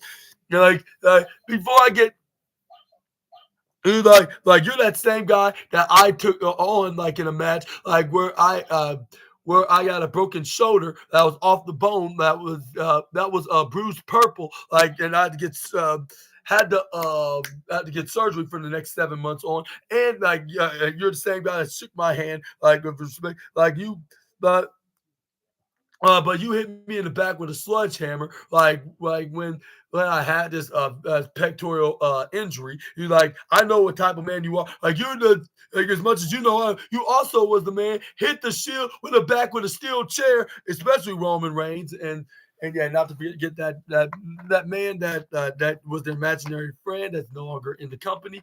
Like I forget his name, but he's also like a brother to him. But he's more delusional as any of the members of the Shield are, which I don't think none of them are, but just saying, like, but yeah, funny thing that Cody Rhodes mentioned the Shield, like what city of the hometown of this guy, that's like probably the leader and the creator of this disgusting toxic water, which I'm not gonna get into right now, but it's where we got Cody Rhodes, and then continues you're battling, like you battling up with the authority, like running guys like me out of the WWE back in the day. Like I know who the hell you are. And he's like so like oh why I know like Steph like that you were also my shield a year ago, like at WrestleMania 40. You were my partner. You were my brother. Like, in what a leg. We're gonna scramble back. Like you had. You gave my family's biggest dream, and you helped me become a accomplishment that my family has been dreaming of being for many decades, and that is the WWE Championship. Like Seth Rollins is the main event MVP, like of WrestleMania. You were the main event MVP of WrestleMania 40, like which as much as Cody Rhodes is. That's why I even said on his where Seth Rollins looked down like, yeah, like all the stuff he's saying is completely true, and I cannot argue on what you're saying right now. This is where he looked right back at Cody Rhodes, went like the fans started chanting Cody, Cody, Cody. And the way he said this stuff kind of sound harsh, like a heel would say, like when they speak something true about a baby face.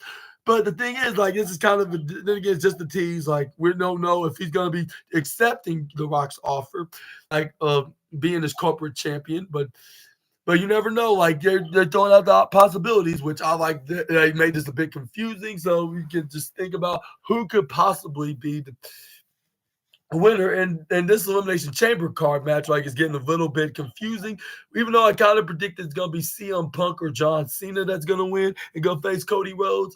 And nothing against Seth Rollins, it's just that it might make a little bit more sense, but hopefully there's some way that we can see like Seth Rollins get a big major angle, like whether if it's with CM Punk or Roman Reigns or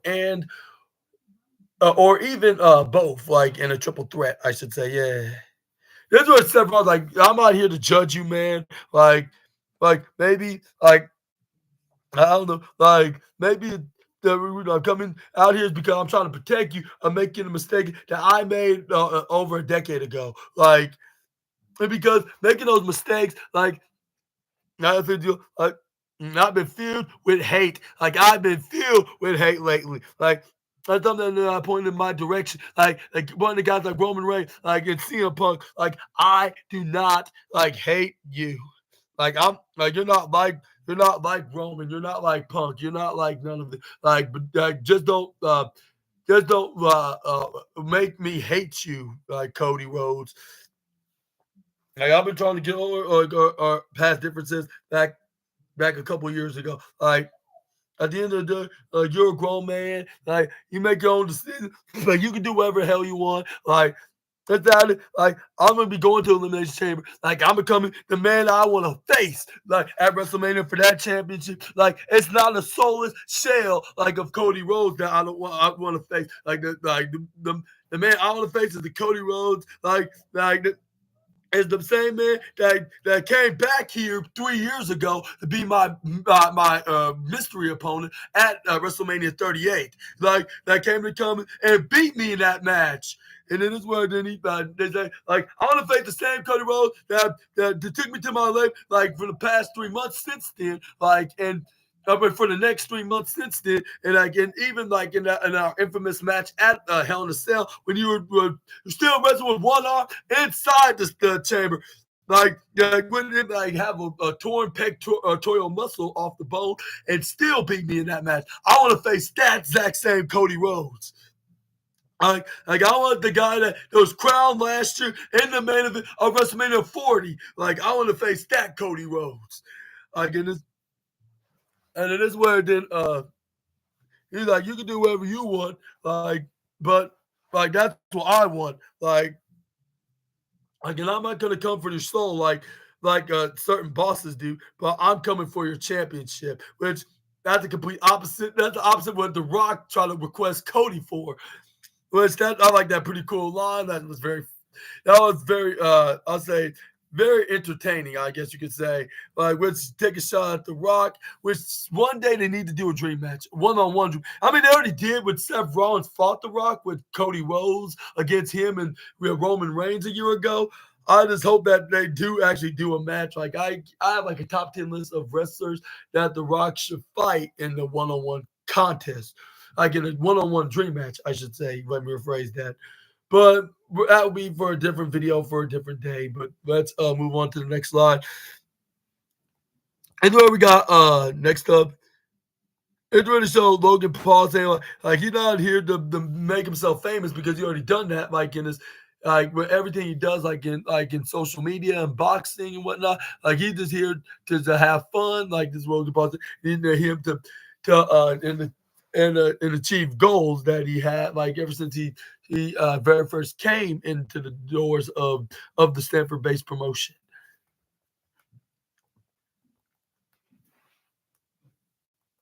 But it's where they start advertising. Like the question is, like, will Cody Rhodes accept Rock's offer or will he decline it?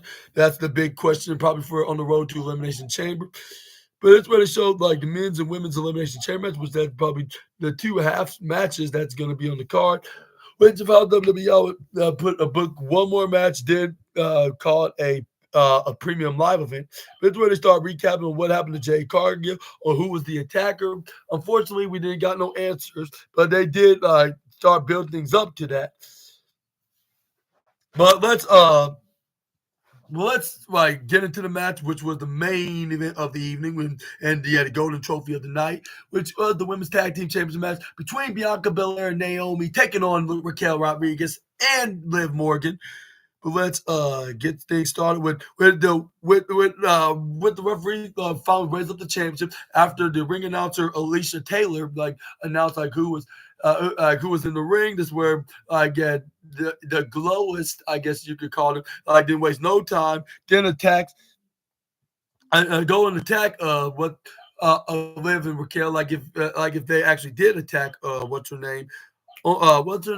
Jade Cargill. But like I somewhat believe like that they didn't attack the storm. But before I continue, I forgot to tell you we saw a backstage segment with Akira Tozawa getting checked out from a doctor with Maxie Dupre and Otis was in the room and an unexpected visitor, which we never thought we would see this certain wrestler like in weeks. Like you thought we'd never see her like ever again in the foreseeable sooner than rather than later future, which is Natalia.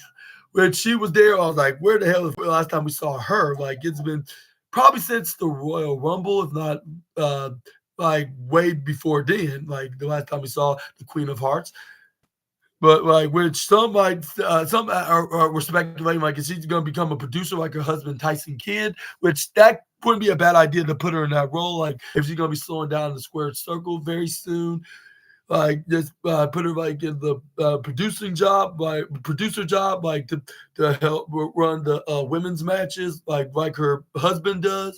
But who knows? Like I'm not sure. Like I'm not sure if that's a fully good idea for now, but I would say like maybe it'll be a good idea when that time comes. But this is where we got Jey Uso gave an ice pack to Akira Tozawa, saying that was an incredible performance. Like, and this is where they did the yeet wave. Is where.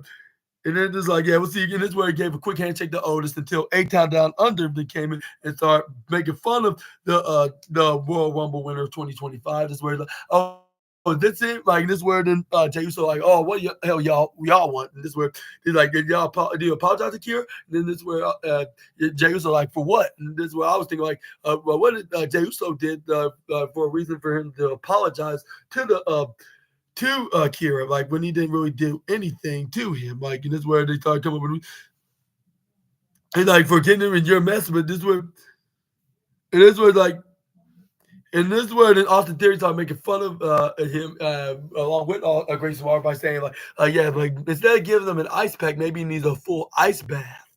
Like this is where then Grayson Waller's like yeah, like what do you have to say for yourself? The Jey Uso, this is what Jay's like, wait, what? Like, what I didn't say? That's where he needs to start doing the heat wave or little mini heat wave. That's where Chris was like, hey, like I'm not done with you. Like, how about like you say one word? Like, can you say? Can you just actually come up with an actual word from a dictionary? Like maybe you thought of the fact, like, and these people chant that word, like, because you're just nothing more than a B, which I wonder what that stands for. But it's where Jimmy Uso already knew it. But it's where he was like, well, you say B, I say yeet, and then it's where Grayson was like, oh, you think this is a joke? I'm telling you, like, yeah, you think that you think your opportunity of winning the big one is the joke? Like, yeah, like these people love, like you better tell the truth. Like I'm gonna tell the truth. Like until you're not know what's up. Like, you're not on no one's level like Gunther. Like you and I know it, Austin knows it, and all those smart, intelligent fans online know it. I'm like, well, I wonder what those kind of intelligent fans is he referring to? He's obviously definitely not talking about your boy SNA here and his fellow YouTubers in the IWC and the positive wrestling side of things, I guess you could say, because we don't do none of that negative sugar honey iced tea around here. But anyways, it's where we got Jey Uso's like, like you keep on like this where then Grayson Waller just started pointing out that Gunther's gonna run through him and he's gonna be embarrassed more than the last few times that he faced Gunther from over the years, like of him being the single star. It's where then Jey was like, yeah, I hear you. Like I see y'all down, like you down me, you. That's where it's like. This is where Jey Uso like, you doubt me, Oz. Yeah, you doubt me, Grace. Like the whole the rosters doubt me. And this where it's like I'm putting down everything. Like I'm gonna be nothing. Like step in the grand stage of the Mall WrestleMania. Like like this where it's like it's only take one word to me to get there to success. This where it's like, and that is, and this where Grayson Waller got Austin Theory start doing the yeet wave maneuver. This where Grayson Waller took offense to that. He's like, you were gonna take his side? I thought you were more better. I thought you were my friend. And he's like, blah blah blah. This where Austin like, no, like I just kind of find it a bit hilarious. Like I'm just like I don't take him serious. Like I just think it's this where we got. And this where he could have caught off there, took a chuckle when Jay Uso super kicked Grayson Waller, with Jay Uso doing the yeet, like onto right in front of the face of both Austin and Grayson. But it's where they show next week. Yeah, they will be in Buffalo, which they show the city because it's by the because that city is near the Atlantic Ocean, which is yeah in the eastern side and in the eastern side of the country, I guess you could say. But it's where we got two big title matches for next week. We got the Women's World Championship match between Rhea Ripley and Io Sky, 2 days after Elimination Chamber, and the World Tag Team Championship match between the War Raiders and the Creed Brothers. But let's get into like we just said. This is where we got the women match. This is where we got Bianca and yeah, basically Bianca Belair and Naomi did not waste no time attacking the former women's tag team champions. Then on the outside is where we got what's the name? Bianca Belair ends up throwing Liv Morgan right into the right side, if I'm not mistaken. The upper right side, corner side, the running attack move is where referees are okay. It's gonna be y'all two. They're gonna be the legal women into this tag match. Is where then we got Bianca Belair dips her right to the left to the right. Is where we got Liv Morgan throws her instead. Is where the referee was distracted by Naomi. This is where we got Raquel took some time to trip over Bianca Belair, trips him right over, hits her face first right onto the ground where she hits her back first, right onto the Barry's tombstone, right to the barricades where we got Liv and Raquel did a little leaning pose right into the bottom corner apron, which is the hardest part of the ring, of course, by the way. But this is where we got a powerful force in all the pro wrestling that came on, which was a commercial break, of course, like of all things, is where we got.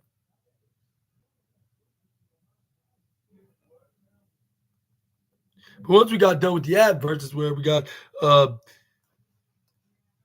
this is where we got Naomi was in the comeback, like because yeah, we all know that the powerful force works like when the commercial break comes on, once one wrestler is in the office, then like that, and the tables turn with the ladder getting the opportunity by hitting them. Which Naomi hits some running bulldogs on Raquel, then it's a leg drop right onto or scissors kick or whatever move onto Liv Morgan. This is where she tried to go for a splash onto Raquel, but this is where Raquel flips right over the right corner side, but she ends up getting hit right into the shoulder. Naomi then hits a springboard facebuster onto the former NXT and women's tag team champion. But this is where we got try to go for a pin, but this is where we got Raquel kicking out at 2 but it's 6 if I'm mistaken, is where we got here's where Naomi then went up right in the top rope. Here's where try to go for a crossbody. This is where we got Raquel Rodriguez caught her right in midair. This is where then she tried to go right up into another fallaway slam or yeah, this is where Naomi did flip right out of it. This is where we got her then hits a right hand to the face onto Liv Morgan. This is where she goes right into the middle ropes, go for a step up sling shot in Sagiri. This is where we got Naomi going up right into the middle ropes. Then try to go up right into try to go for what they call a blockbuster neck breaker. This is where we got she tagged in Bianca Belair, which she was trying to go for super finisher, like on 2K24. We got 3 finishers in a row. She go for the 450 splash, which she ends up doing to Raquel. This is where she tried to go for a pin. This is where somehow Raquel kicked out at 2.99999999999. That was my module point away from being 3. And if I didn't know better, I would assume that to be 3. But I kind of figured that it was going to kick out for multiple reasons, like which most of them are obvious, like which we all been discussing about. But this is where we got Raquel Rodriguez to try to go for a boot onto Bianca Belair after Bianca Belair had a mini chat with her tag partner. But this is where Bianca Belair was not trying to say she's selfish, but that looked like a bad friend when she moved right out of the way and let Naomi take the bullet. This is where we got Bianca Belair go for lift up Raquel right up on the shoulders, try to go for the KOD, which stands for Kiss the Death for those that are unaware of what the KOD stands for. But this is where she gets raked in the eyes by Raquel. Raquel picks her up right onto her shoulders, like into like a firewoman's flapjack, with Liv Morgan turning into a face breaker maneuver. This is where That's where we got Liv Morgan trying to go for a pin. I thought this was gonna be it, but I totally forgot who she was pinning because once she got over pin, she got 2.9999999999 double triple nine minus 0.1 away from being 3. But anyway, this is where we got Liv Morgan trying to go for a Bolivian, but this is where we got Bianca Belair hangs on to her like, nope, oh no you don't. And this is where then we got Naomi tags herself in the match, hits a step up in security. This is where we got them trying to go for a double what they call KOD if I'm not mistaken. Yeah, but this is where we got Dirty Dominic Mysterio coming to distract the referee, so they won't see what Raquel was planning on to do, when she grabs onto it, hits clothesline onto what's her name, the Bianca Belair, boots and Naomi. That made her go running right to the top corner rope, then went right back down. This is where Raquel caught her, hit the Bahana bomb right into the middle of the ring. Then is where she put her right into the top corner slot. This is where Liv Morgan tried to go for the Bolivian out of nowhere, like into a what's that called? Like into a Bolivian, like into the in the top course out, because it wasn't guaranteed. Because if it didn't work the first time, it's gonna be guaranteed the second time. It's where once you try to go for a pin, it ends up being the complete opposite. Like when Bianca Belair comes to save the day, she would have gotten away with it sooner if it wasn't for the meddling quickest, I guess you could say, the meddling quickest women's wrestler. But it's where we got Riddler got Raquel, throws Bianca Belair, throws her right into the right side, kicks her right in the midst. But this is where she bounced right back there. She hits a Spears, a move that she rarely does on the main roster, but every so often used to do on NXT. Here's where Dirty Dominic still couldn't believe, like, what's the who's gonna win? Like, hopefully it's gonna be his kayfabe girlfriend and her tag partner. I mean to say, this is where then we got.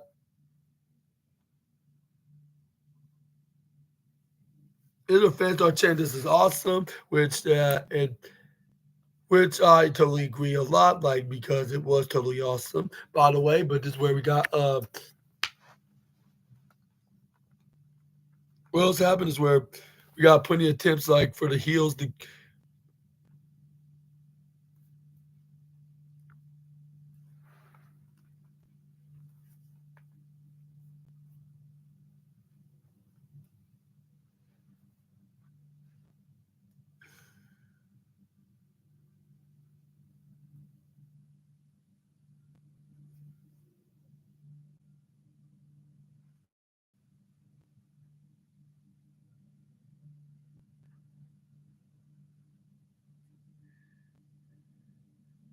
What else happened? What was it? This is where Dirty Dominic Mysterio was in disbelief right now, saying like what to do. That's where we got Liv Morgan. Then was riding the dick around. Is where fans started chanting, "This is awesome," which it totally was. Yeah, that's why he's getting the golden trophy of the night. This is where we got Liv Morgan and trying to grab onto Naomi. That was barely getting herself right back up until when she was getting picked up by Liv Morgan. Is where she hits a spinning jawbreaker. Here's where Bianca Belair lifts up Liv Morgan. Is where she tried to go for a suplex, but it's where it ends up getting countered into a stand suplex where Liv Morgan went right to the right corner side. Bianca Belair tried to get a big old right elbow, but it's where Liv Morgan moved out of the way. She ends up hitting what's her name? What was her Raquel right to the right side. Here's where Bianca Belair started going for under wrist lock into a KOD, which looked like you thought this would be a winner right here. Like if in case if they are gonna keep Bianca and Naomi winning the championship. This is where she hit her with the kiss of death, but this is where we got. This is where we got what's her name? Raquel Rodriguez. Then throw. This is where she came in to stop that. From the baby faces from retaining, but this is where we only got. This is where like Naomi tried to come in for the save, but she ends up getting thrown right to the left side apron. But this is where Naomi did try to go for the slingshot pile driver, which that's what she did to Raquel right onto the harsh part of the ring, which is the apron. She tags in. This is where we got Bianca tagging Naomi. This is where we got the two teammates then try to go for the double KOD, something that was disrupted by both Raquel and Dirty Dominic, but it was a guaranteed. this time because it was the second attempt. But it's where we got. But that's where we got the. That's where referee had a one, referee had a two when Naomi was pinning Liv Morgan on the right side. But how could you not like? This is where we saw Dirty Dominic of all people then put the leg of Liv Morgan right onto the right corner side at the last minute. I'm like, oh, come on. Like, talk about a flub up finish. Like, yeah. This where then that's where what's the name?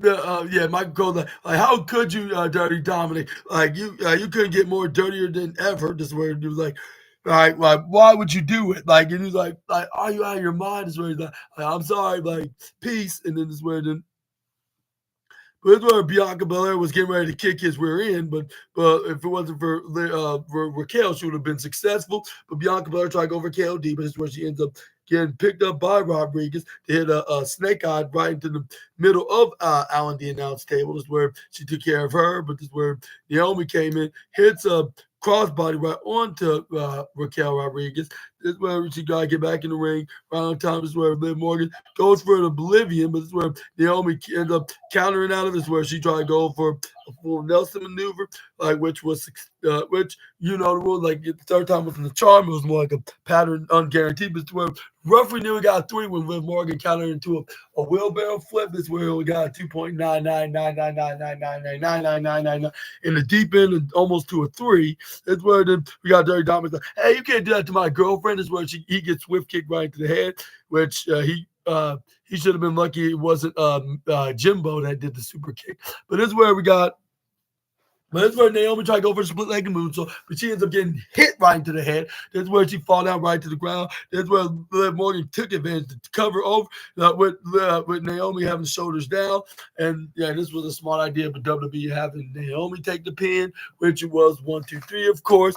And your new WWE Women's Tag Team Champions, Liv Morgan and Raquel Rodriguez of winning like overall for them being women's tag team champions together for the third time like in their careers. Well, maybe actually it's been the fourth time on the main roster for Raquel and like sixth time overall like of being in WWE, which the two reigns was with Dakota Kai and NXT, but that's where we got Dirty Dominic Mysterio. Like, yeah, like we got the new women's tag team champions. Is where he started waving to the fans along with Liv Morgan and Raquel were waving to the fans. And it was like, it's all thanks to this man. And it really was because he was keep getting involved and distracting the referee to the point that it helped the women out like capture the goal that they had to relinquish due to girls like Liv Morgan that have injuries. But just like any other championship change hands on the weekly show, like whether it's on Raw or SmackDown, this is where we got a little bit of, or no, more likely a huge load of pyro that starts setting off, like shooting, like if it's the 4th of July in February, like bah, bah, bah, bah, bah, bah, bah, bah, bah, like, with the celebration of the new women's tag team champion of Raquel and Liv. And the way Raquel Rodriguez had her gear on, it kind of looks similar to Tamina, what's that? Nobody Mina, with the red stripes and the black. Well, let me know in the comment section right down below what's your opinions on the WW. What's your thoughts onto this ending with between Raquel and Liv and Raquel, like in Dirty Dominic Mysterio in this situation in the comment section right down below. And and do you think this is the right move? Which I'll say at least like this, if they're not going to reveal who's Raquel's attacker, which I thought that it was going to be like when Naomi was about to split like a moonsault, like when we could hear Jade Cargill come out, then give a death stare like how Trick Williams did to the Carmelo Hayes to cost him a shot of winning back his NXT championship, which was like last year, but unfortunately, that did not happen into that scenario. Actually, it was rather than the. It was much rather like with like typical heel tactics of extraction to cost baby faces to lose their tag titles. Like all things the Dirty Dominic still wouldn't stop. Well, being dirty and creepy. and keep creeping onto the champs. But either way, congratulations to Liv and Raquel. Like, I'm not sure if I should give any kudos to Dirty Dom, but we'll discuss that later. But that's basically was Monday Night Raw. Was like this like a couple hours ago. I hope y'all enjoyed. But in my experience of watching, I'll say the only problem I have like was with that they did not reveal like where like who was the attacker of Jade Cargill, let alone a hint of it. Unless you want to refer anything that and everything Naomi do as a hint, but we're gonna have to wait and see until this Saturday, like because this was probably the best move to get the towels off of Naomi and Bianca, like to lead into the story, like who attacked Jade Cargill, which some might say it's Naomi, but how do we know if it's her or like how do we not know if it's Are you serious? You watched the YouTube live tonight? Wow. Yeah, it was live on Netflix, like on the streaming service, like and yeah, I watched it through that platform, and yeah, and there was a really good one. Like I cannot wait to watch even next week's show because it's gonna be just as exciting as as this one because we're gonna be heading on to the road to WrestleMania, which is only just a few weeks away. But I hope y'all enjoyed the video, and if so, please make sure to hit the big thumbs up button and consider hit the subscribe and the post notification bell for more SNA videos. And also make sure to check out my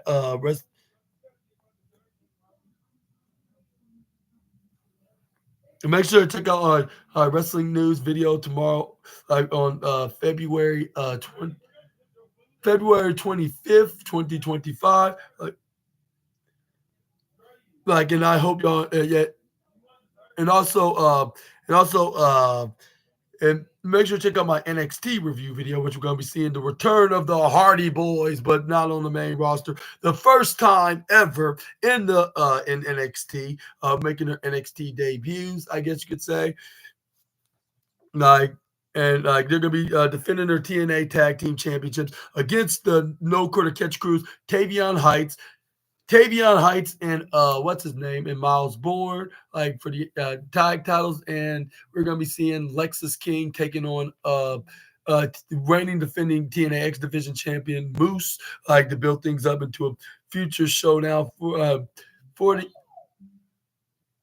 NXT champion versus champion match, which that's going to be on Roadblock, which is I'm not sure how many weeks away is for that. And I believe we got Carmen Petrovic against Stephanie Vaquer for the NXT Women's North American Championship. And let me know in the comments who's going to be the winners of these matches tomorrow, like which we're going to be talking about here on the SNA podcast on this channel in particular at Just Super Ninja Austin. And I hope I'll see you assassinators again by then. And I hope y'all are having a very fun and a very fun, very exciting, very relaxing Monday. And I'll see you all next time with some more SNA content. Until we meet again, Super Ninja Austin out of here. Bye-bye, my assassinators. Yeah, that Raw very totally intrigued me. Some tell me it's going to be triple times much this Elimination Chamber, like if WrestleMania is already here, even though that's not going to be until the next, I'll say, few months. And I will see you guys then. Peace.